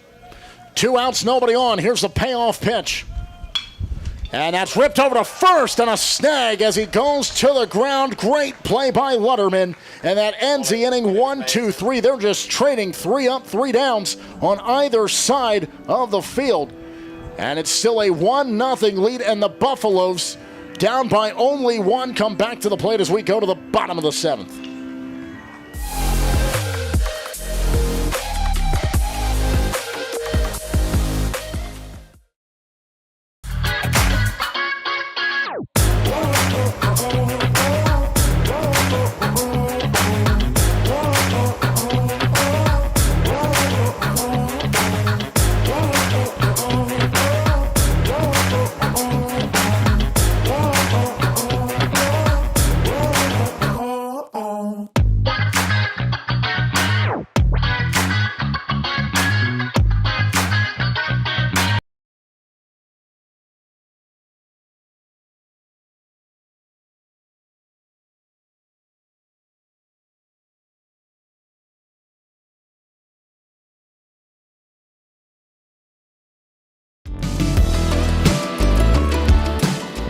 Want to watch your favorite Southeast teams in action? We've got you covered. Stream live games and highlights on YouTube, Twitch, Amazon Fire TV, Stream TV, and more.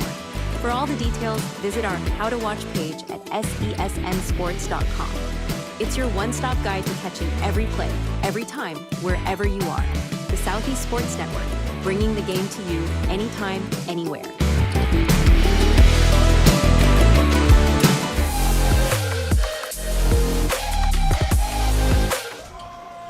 Pitcher's duel continuing. It has been back-to-back 3 up, 3 downs for Kenyon Guerin. And for Ty Johnson, prior to this, it's been 6 straight 3 up, 3 down innings. But the top of the order comes around for a 3rd time. And for a 3rd time, Braxton Bear reaches base as the top of the order. You could tell that Caleb Ramsey, the center fielder, was probably expecting that one to carry a little bit more. It just drops right in front of him. Milligan able to get a man on. Will they be able to take advantage? Baird walked on board to start the game. Bunt shown. They throw down to first, and Baird's able to jump back. This is Jones. And remember, Jones is the reason that the first inning didn't actually go on record as having 4 batters, because he tried to steal home. They got him, so the at-bat continued for Melton to start the 2nd inning.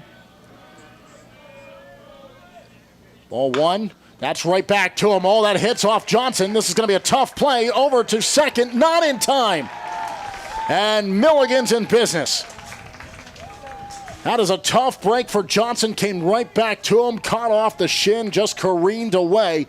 And a great reaction to at least make the play on it by Will Curcio. But the throw a millisecond off the mark. And it's 2 on to start the inning. And now they'll come out to try to calm down their ace in Ty Johnson. And if Milligan's able to find a way to string a run together in this inning, we're going to look back at that play as a major turning point in this ball game. Johnson just not able to control that one, allowing a runner to get in the scoring position. So now if you're the Buffs, thinking we could just hit something hard enough to the right side, maybe advance 1 runner to third, possibly even both of them, and see what you can do. Well, barring the near impossibility that is the infamous triple play, we will see a 4th batter in this inning at a minimum. No outs, 2 on. Okay, show me the batter real quick. Most likely on an infield ground ball. It's going to be an attempt to turn 2.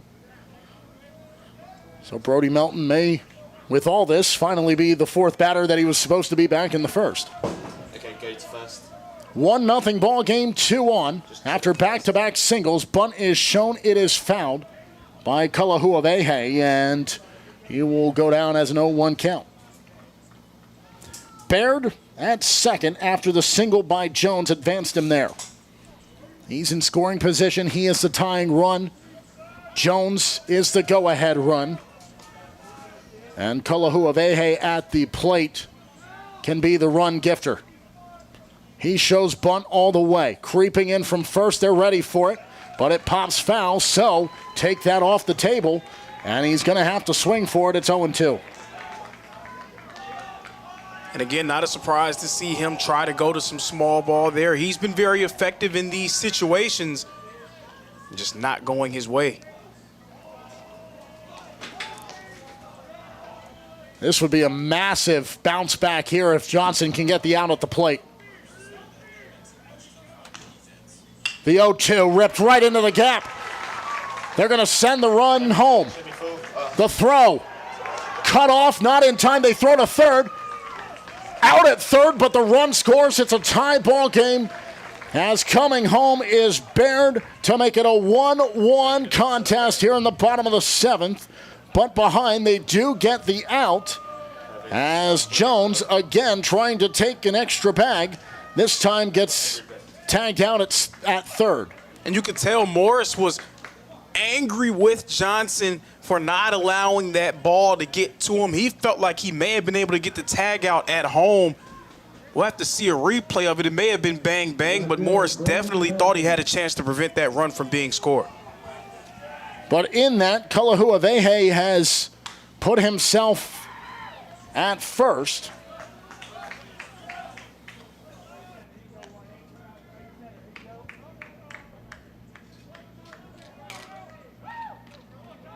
And in that, there has actually been a change here as Brody Genter has come in to play first base here in this inning. As a check swing, right full, it's 1-1. Now running at first base, number 3, Miller Spence. Miller Spence is the pinch runner. How about Milligan just getting off the mat and finding a way to put something on the board here in the 7th? Well, they really hadn't found much of any type of momentum on Johnson all game long. 3 hits in this inning alone. They had just 1 through the previous 6. As there's a swing and a miss for strike 2. Brody Melton. Twice he has grounded out, once back to Johnson, and then once to Williams at second. Williams stands directly behind the bag at second as they have the shift on, and there is a massive hole over in the 3-4 gap. Melton pushes it off the right-hand side. He'll stay alive at 1-2. So the RBI single by Kalahuavehe to score Baird gives us a thrilling finish as they turn to the top of the stretch here. In game 2 of 4 today. That's a chopper to short. They'll turn throw to Williams. He'll get 1 and hold on to it without the throw over to try to get Melton at first. But it's 2 outs and they'll trade places. And off the base pass is Spence. We're going to have to check out a replay of that run being scored. The backstop Morris, he was very certain that he would have been able to get that out at home. He was very upset with Johnson for getting in the way.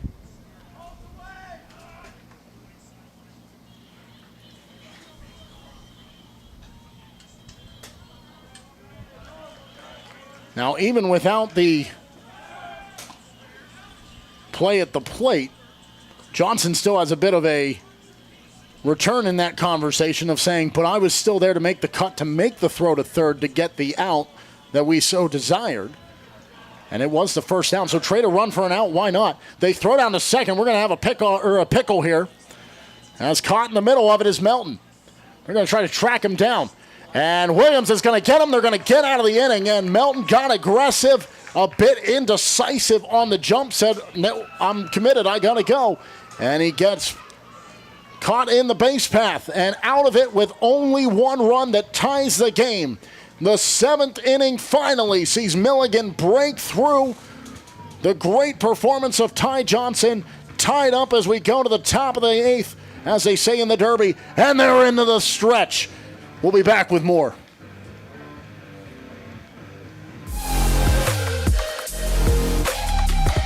What if you can have it all?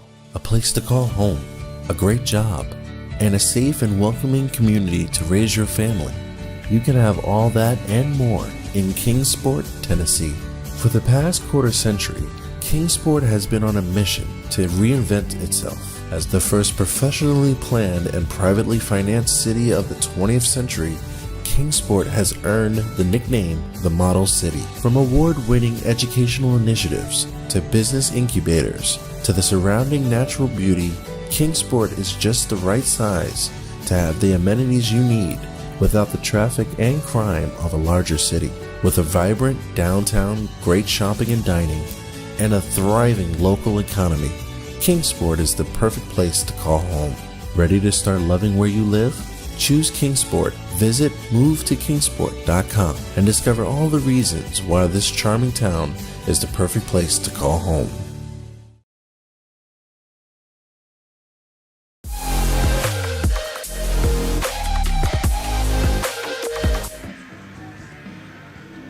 Well, the Buffaloes were in business, still had room to work and a runner on, but caught getting greedy was Brody Melton. And so that ends the inning. And we'll bring the Lions of Bryan College back to the plate. And they'll do so without the lead that they had since the third inning. And here in the top of the eighth, it is a 1-1 ball game. And now, for the first time, Milligan has more hits than Bryan. They picked up 3 to go with their one from earlier. 1 run on 4 hits, 1 run on 3 hits for Bryan. It felt like Milligan, they were clinging on to that, or Bryan rather, they were clinging on to that 1-run lead. Kenyon Guerin was doing a nice job of just letting his team hang around. Campos is going to take this out to left center field. It'll stay in the yard. That's out number 1 as the top of the order is retired. So now all of a sudden the tenor of this game changes because it wasn't like Bryan. They were finding ways to consistently get to Guerin, especially as this game has gone on. Now you have a lot of pressure to try to get through on the pitcher of the year, which has been easier said than done thus far. And if you're Guerin, you're suddenly having a weight lifted off your shoulder. You're in a tie game. You can just continue to do what you're doing. And the storyline has at least changed for now, because despite having 12 Ks coming into this inning, you were sitting there saying, well, it's only an average outing because he's trailing and gave up the run. But his offense finally breaks through, ties the game. So now he can just continue to cruise free of charge and try to go after what would be a day 2 and really tournament high, tying 13th strikeout in the game. That's in there, strike 1. It's 2-1 to Jaron Morris. Morris is the run that scored back in the third, driven in by Caleb Ramsey with that RBI double. And that's strike 2. 2-2. Great pitches back-to-back from Guerin.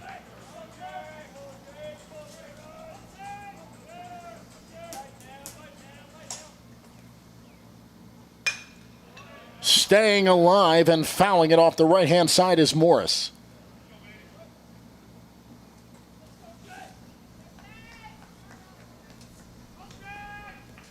When the Buffs come back to the plate, the at-bat for Nick Aizy will continue. Similar to how Melton had his in the first. Here's a 2-2 again, and again we'll try it as it's fouled off. And Guerin's right around that triple-digit mark in total pitches, but it doesn't really seem like he's slowing down. Feels like he's really just getting into form.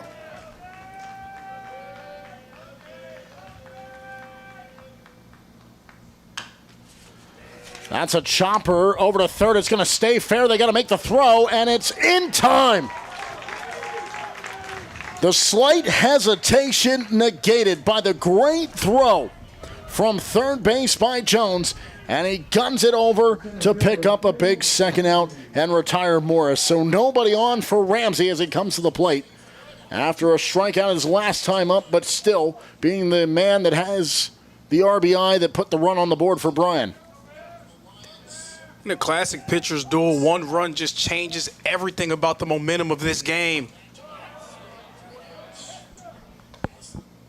Even though it's tied up 1 run apiece, it just feels like it's starting to slip away from Bryan, especially if Milligan can continue their momentum at the plate. It's taken them a while to get going, but now that they have, they could build some momentum, and it could unravel for Bryan in what has been a close, well-fought game by both sides. And finally, Milligan rewarded for their persistence of just hanging through there, waiting till they finally get that opportunity to strike. And boy, did they ever, and they could have had more had it not been for Melton getting tagged out in the rundown. The 1-1, that's hammered hard out to right field, and making it on the run. A great play for the third and final out by Brody Melton. He says, I made the mistake last inning. I'll end this one. Bring the bats back to the plate in a 1-1 game, bottom of the 8th, coming down to the wire. Milligan trying to make it 2 in a row with a run, and it could give them a much-needed and well-deserved lead when we come back.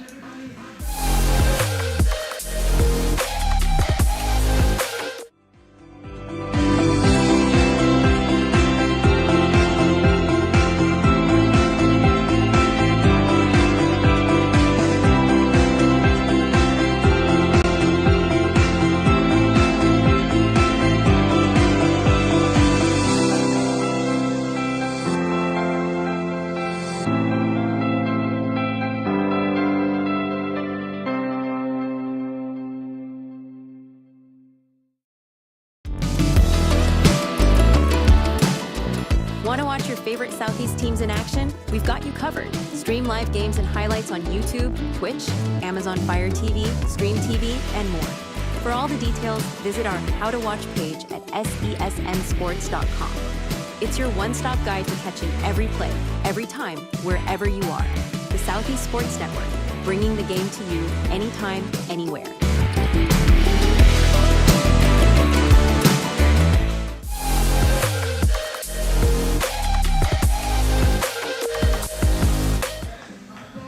Well, the benefit for these two teams is whoever has the unfortunate task of trying to battle back from a loss, they are in the winner's bracket, and it's a double elimination tournament, so there is more baseball to be played despite a loss. And the way this game has been going, it's one of those, and it feels like an old cliche, right? You hope neither team loses because it's been such a great game, but one team does have to come up short. And it looked for the longest time that maybe it would be Milligan, but they've battled back and made it a 1-1 game here in the bottom of the 8th. But first pitch from Nick Gaiese, who continues his at-bat from the end of the 7th after the rundown on Melton. We'll pop that up, and it's out number 1.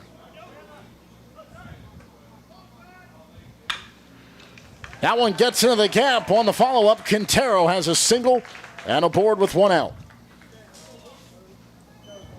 And after only having 1 hit for much of this game, these last 2 innings, Milligan with 4 of them and really starting to pick things up. It was 0 runs on 1 hit for 6 innings. 1 run on 3 has remained for Bryan. And in large part because of the stellar performance, holding steady at 12 Ks is Guerin.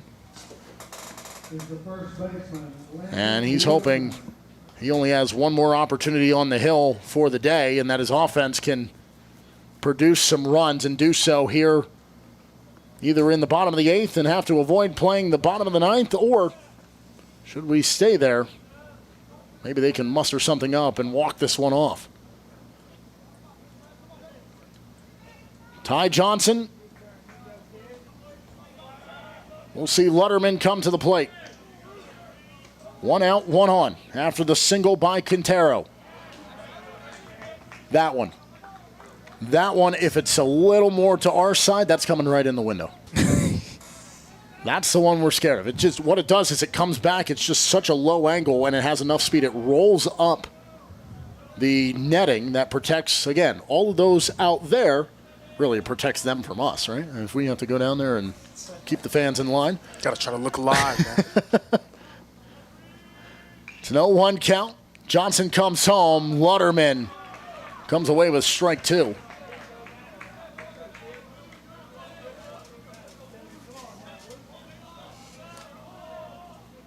Pikeville, Truitt, McConnell, they're next. That's the 5 versus 10 in the losers bracket to keep their stay in Kingsport alive. Here from Hunter Wright Stadium, Mark Shelley alongside Lorenzo Robinson. Entertaining game, 1-1 here in the bottom of the 8th. Check swing, did he go? And they say he didn't, but the runner goes. They got him at second. And all of that in the confusion. The at-bat will continue, but they get aggressive and they send the runner, and caught stealing is Quintero. And another mishap in that indecisiveness of the moment by Milligan, and that has kept them from putting runners in scoring positions now for back-to-back innings. That's the same thing that happened with Melton. And the second time that they've had a runner get caught stealing. That's chopped over. Lutterman is going to reach on the error, just overrunning it. That should have been out of the inning for the Lions. But instead, it is just a quick pull-up of the glove that leaves the ball behind. Luckily, it does slow it down. But it is going to be an error charged against Campos. And now, Milligan looking and saying, we'll make you pay for it if Smith can make contact here and put one in play. Yeah, the E6 opening the door. He will, and he'll put it down the line, and it's going to go foul into the bullpen down in left field. And right now, if you're Campos, you are breathing a sigh of relief, saying, I could have just allowed this game to get really wild here, and 2 runs could have come in if that gets straightened out. For sure, that would have been crazy there. The E6 has opened the door, and Milligan trying to walk through it and spark a 2-out rally. Smith checks his swing, doesn't matter, strike 2.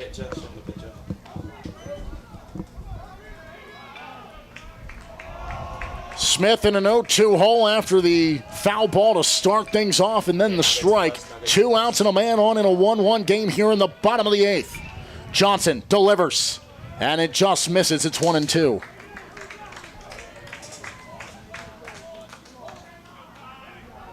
We saw nothing but blowouts through the first 5 games of the tournament so far. Here in Game 6, everything we wanted and then some.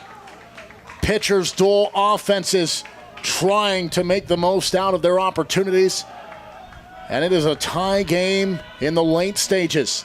It is now a 2-2 count with 2 outs and a man on. 2 runs have scored, split evenly between Bryan and Milligan. That's a chopper to third, gets off the glove into the outfield, and the inning continues. Yeah, we'll see how they officially score that. They're going to call it a hit. Curcio laid out for it, and usually if you have to dive out, that's what's going to save you from committing the error. And it is a hit. It was a great look at it, and had he made that play, would have been tough anyway to even try to stand up, make that throw in time. But regardless, Smith puts one in play. He kept it down that left-hand side as he had with the first contact on that foul ball. And he earns himself a pass down to first with the single. And now they'll come out and meet at the mound, and we'll see if this is it for Johnson or if they just want to try to calm him down. Yeah, you know that Cyrus Campos has to be kicking himself for allowing this inning to continue. Him and his team in the infield, they've been doing such a phenomenal job making plays all day long. A game of inches here at this phase of the season. And there are 2 that are warming up down in the bullpen.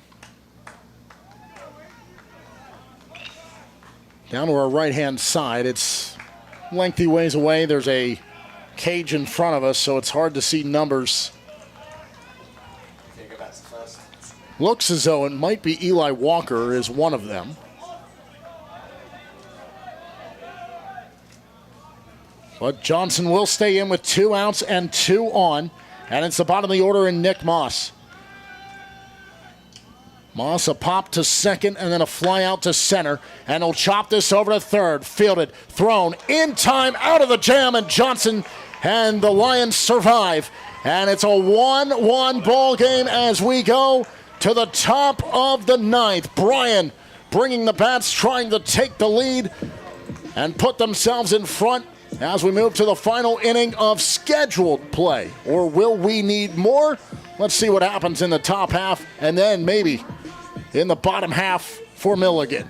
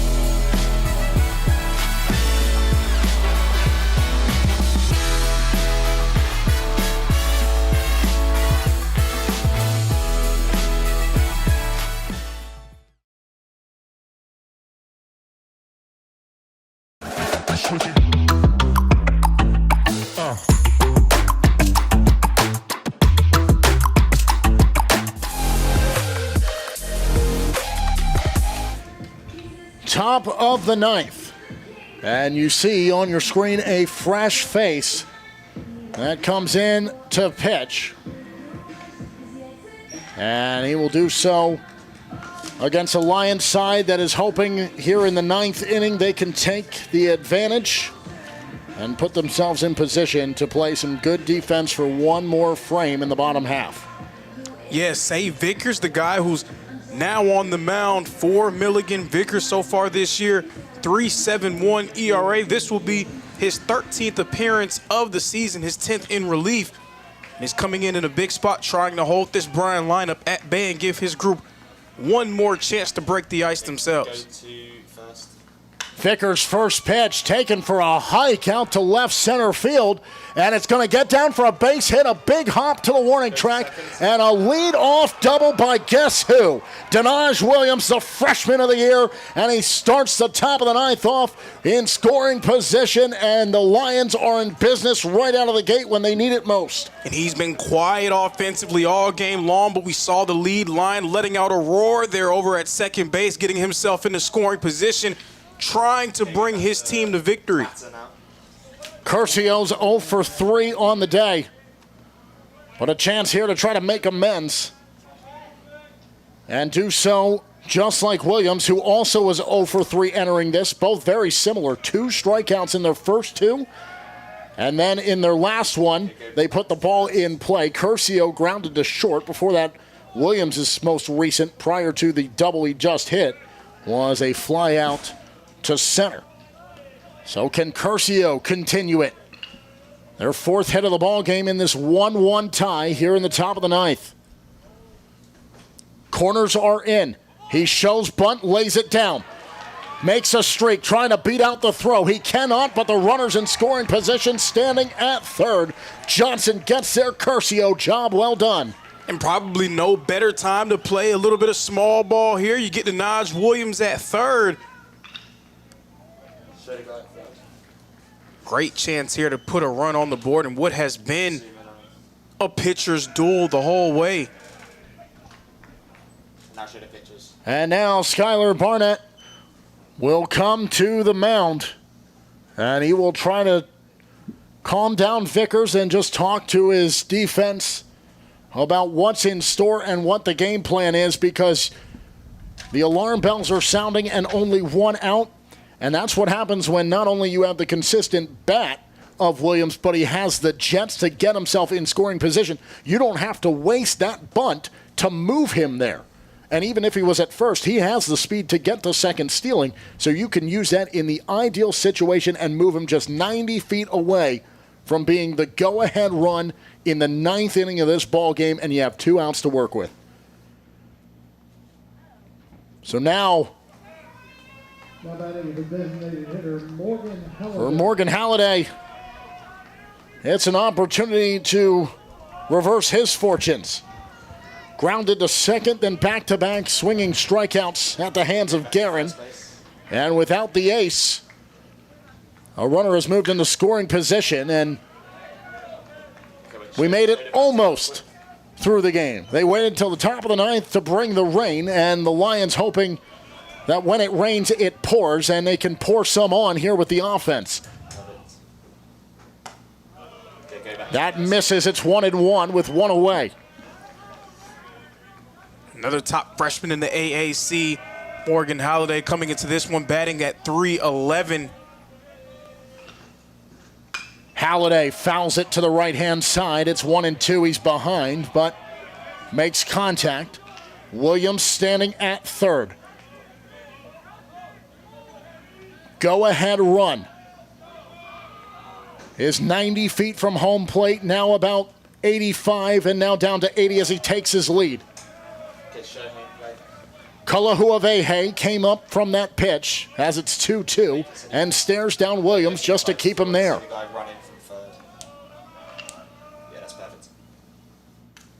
Fouled off to stay alive by Halliday. And we'll try the 2-2 again. And you go back all the way to the first inning and you circle the second batter in the order, Gavin Jones, and how pivotal that caught stealing going home can be should the Lions score here. That's put into the gap, and the lead belongs to Bryan here in the top of the ninth inning as Williams comes home, and it's an RBI single for Halliday. And one top freshman with the hit, another top freshman, the top freshman in the AAC coming across for the score. The youth connection coming through for the Lions. The sixth-seeded Lions trying to pull the stunner on the Buffaloes. It's 2-1 here in the top of the ninth. Now running to first base, number 6, Logan Stradley.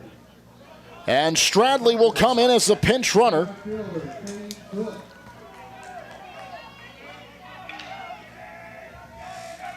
He's on for Halliday down at first. One away, so 2 outs still to play with as Cade Cook will take strike one. The insurance run stands at first.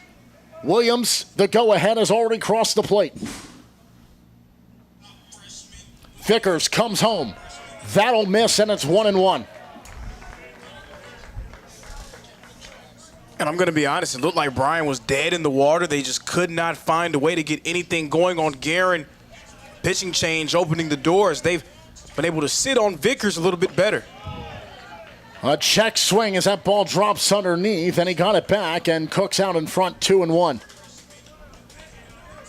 The rain was brief in its existence. It has subsided, at least for now. The lead is taken by Stradley at first. Vickers out of the stretch.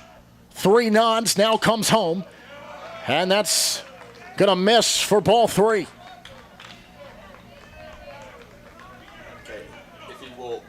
Green light pitch here for Cook.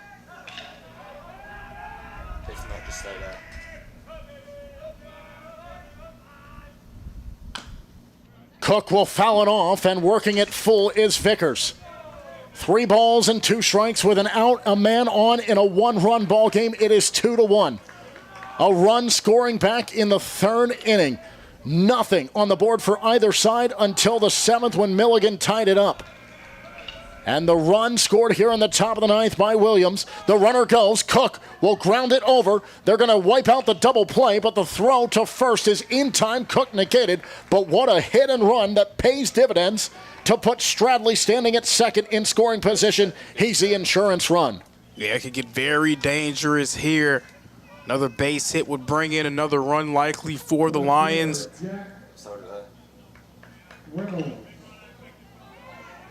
Here, Vickers, you really got to lock in and secure this out. You do not want to allow the floodgates to really open up and put your team behind the 8 ball. Reynolds reached his only time out of 3 with a walk, and he'll see a first pitch strike. And it's 0-1 with 2 outs and a man in scoring position. That's Stradley. He's on in place of Halliday, who got on base with the single. Stradley is the pinch runner. That's popped high, and it's into the shallow part of the outfield. Everybody racing in, and it's caught by the second baseman. And Smith gets the Buffaloes out of the inning, and they strand a runner, but the run comes across. Williams, the leadoff double, and Halliday pays it off. The RBI single, and it's 2-1. The 6th-seeded Lions over the top-seeded Buffaloes as we go to the bottom of the ninth, and the Buffs must come through in this half inning.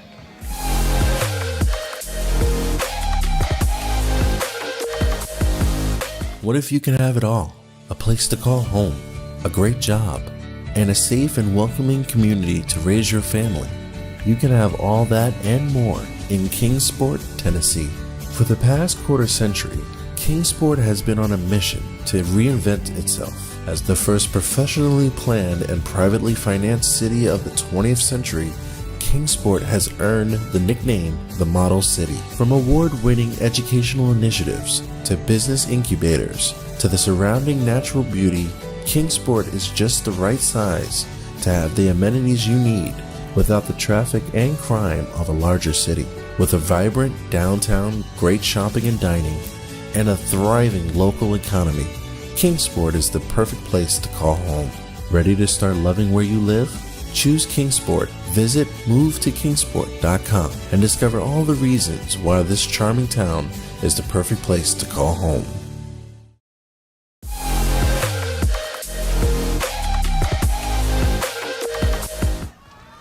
Three for one. That's the magic set of numbers. Bottom of the ninth inning. Milligan trailing 2-1 in the top half. Denaj Williams came across on the RBI single by Morgan Halliday to make it a 2-1 ball game in the winner's bracket. Loser will play on, but will be on a tight leash on the backside of the bracket trying to work their way back. 6th-seeded Bryan against top-seeded Milligan. Buffaloes send out the top of the order. In every time he has come to the plate, Braxton Baird has been the leadoff of the inning. In the first, fourth, and seventh, and now here the ninth. The rain starts to fall again here in Kingsport. Baird fouls it off. It's considerably picked up, too. It's a heavy pour.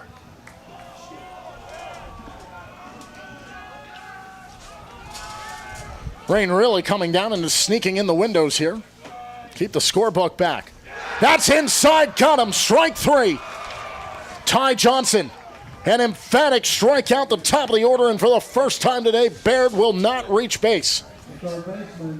2 outs away from a stunner here in round two.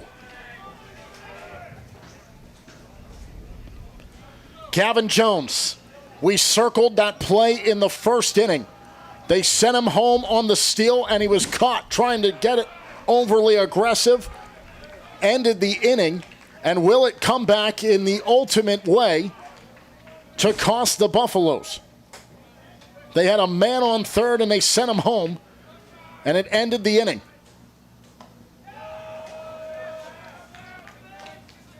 It is a 1-1 count with one away. Ty Johnson trying to go the distance. That's a chopper back to Johnson. Easily fielded off the hop. Underhanded to first, and they're an out away from stunning the Buffaloes. And a stunner would be absolutely correct. The number 1 seed entering the AAC tournament on the brink. Bryan in the regular season through all games was a game above 500 at 24-23. Milligan, a mountainous 38-11, earning the top seed in the tournament.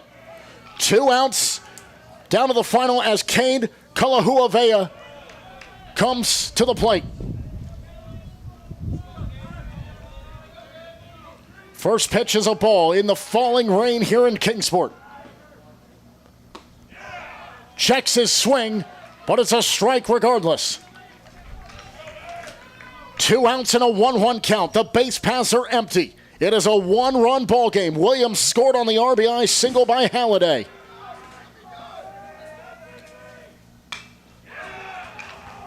Kalahuavehe will foul that off to the right-hand side, and down to their final strike here in the winner's bracket are the Buffaloes.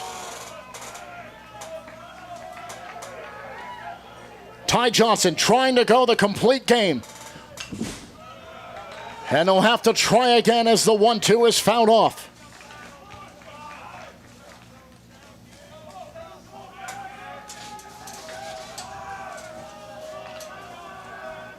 The 1-2 from Johnson. Ripped out to left, and the inning continues. The Hawaiian native Kalahuavehe finds himself aboard with 2 outs, down at first.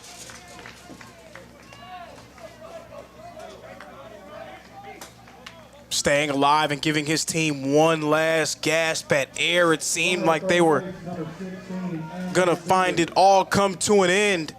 The veteran Andrew Beavers will come to first base. He will be on for Kalahuavehe as the pinch runner. Melton takes this for a ride out to deep right field. Back to the warning track. Caught. And Johnson and the Lions knock off top-seeded Milligan. 2-1 the final. The Lions have come to Kingsport and stunned the AAC. The Milligans will play out of the loser's bracket. Despite having the number 1 next to their name, the Lions pull the stunner. Hey, you know who they'll have to see in the loser's bracket for the 3rd consecutive season? Milligan and Reinhardt doing battle to determine who'll move on. And Milligan, now their backs against the wall. This lineup of heavy hitters and strong pitching coming up short against the side that was just a game above 500 in the regular season. And Bryan moves on without a loss here in Kingsport. They've got 2 to work with. But more importantly, they've got 2 wins through 2 games. Day 3, they will enter in the winner's bracket. What a game by Ty Johnson. And keep this in mind for Ty Johnson. Until this final inning, to lead off the 9th against Braxton Baird, he went the whole game without a strikeout except for that one at the start of the inning. What a time to get it. He went 6 consecutive innings of 1-2-3 baseball. The 7th got to him a little bit. He gave up the run. Got into trouble in the 8th, but gets out of it. And in the 9th, battles back, and the winning run off the bat of Morgan Halliday, the RBI single to score Denaj Williams, who led off the top of the 9th with a double. He comes around the score, and that's the difference. And this Lions side, we thought they had some momentum after their opening win. Now they are just steamrolling ahead, and the wind is in their sails, and they are just cruising into the 3rd round in the winner's bracket. Yeah, and there is absolutely a difference, and I think Milligan is seeing it right now. If I'm their coach, that's what I'm telling them. A huge difference between being a hunter and being the hunted. They've never really been in this situation before, being the top seed and everybody gunning for you. They have to bring their A game every single time on the field. Coming up after this one, amidst all the excitement, they do have to go celebrate elsewhere because we have Game 7 of total of 8 over the first 2 days. Game 3 of 4 here in Day 2. It is Pikeville and Truett McConnell. Pikeville empty-handed yesterday against Montreat. They're the 5 seed trying to keep their stay in Kingsport alive. Truett McConnell feeling like we're just happy to be here. But they were the most offensive team of the losers from Day 1. They're bouncing back, trying to catch Pikeville sleeping and extend their stay here at the tournament. That's Game 7. That's coming up next. But for now, what a wild finish. 2-1. Bryan stuns Milligan with a top of the 9th run and a great performance by Ty Johnson on the hill. On behalf of our entire crew, for Lorenzo Robinson, I'm Mark Shelley saying so long from Kingsport as we bid you a very pleasant adieu.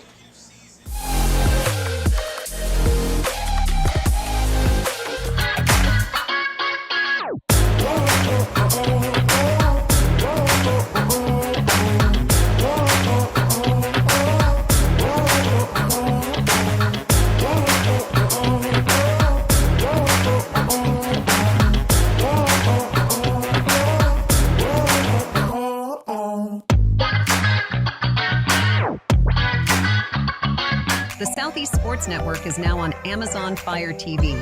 Now you can download the SESN app and watch on any Amazon-enabled device, such as your Fire Stick.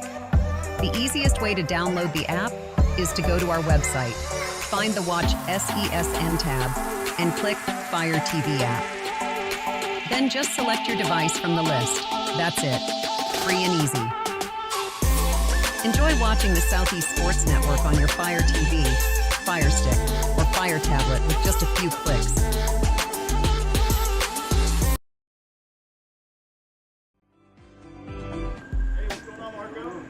We didn't come to fix Marco's brakes because it was convenient or fast. We did it because Marco has bigger fish to fry and a lot of hungry people to feed. Kraus Family Ford. Passion drives purpose.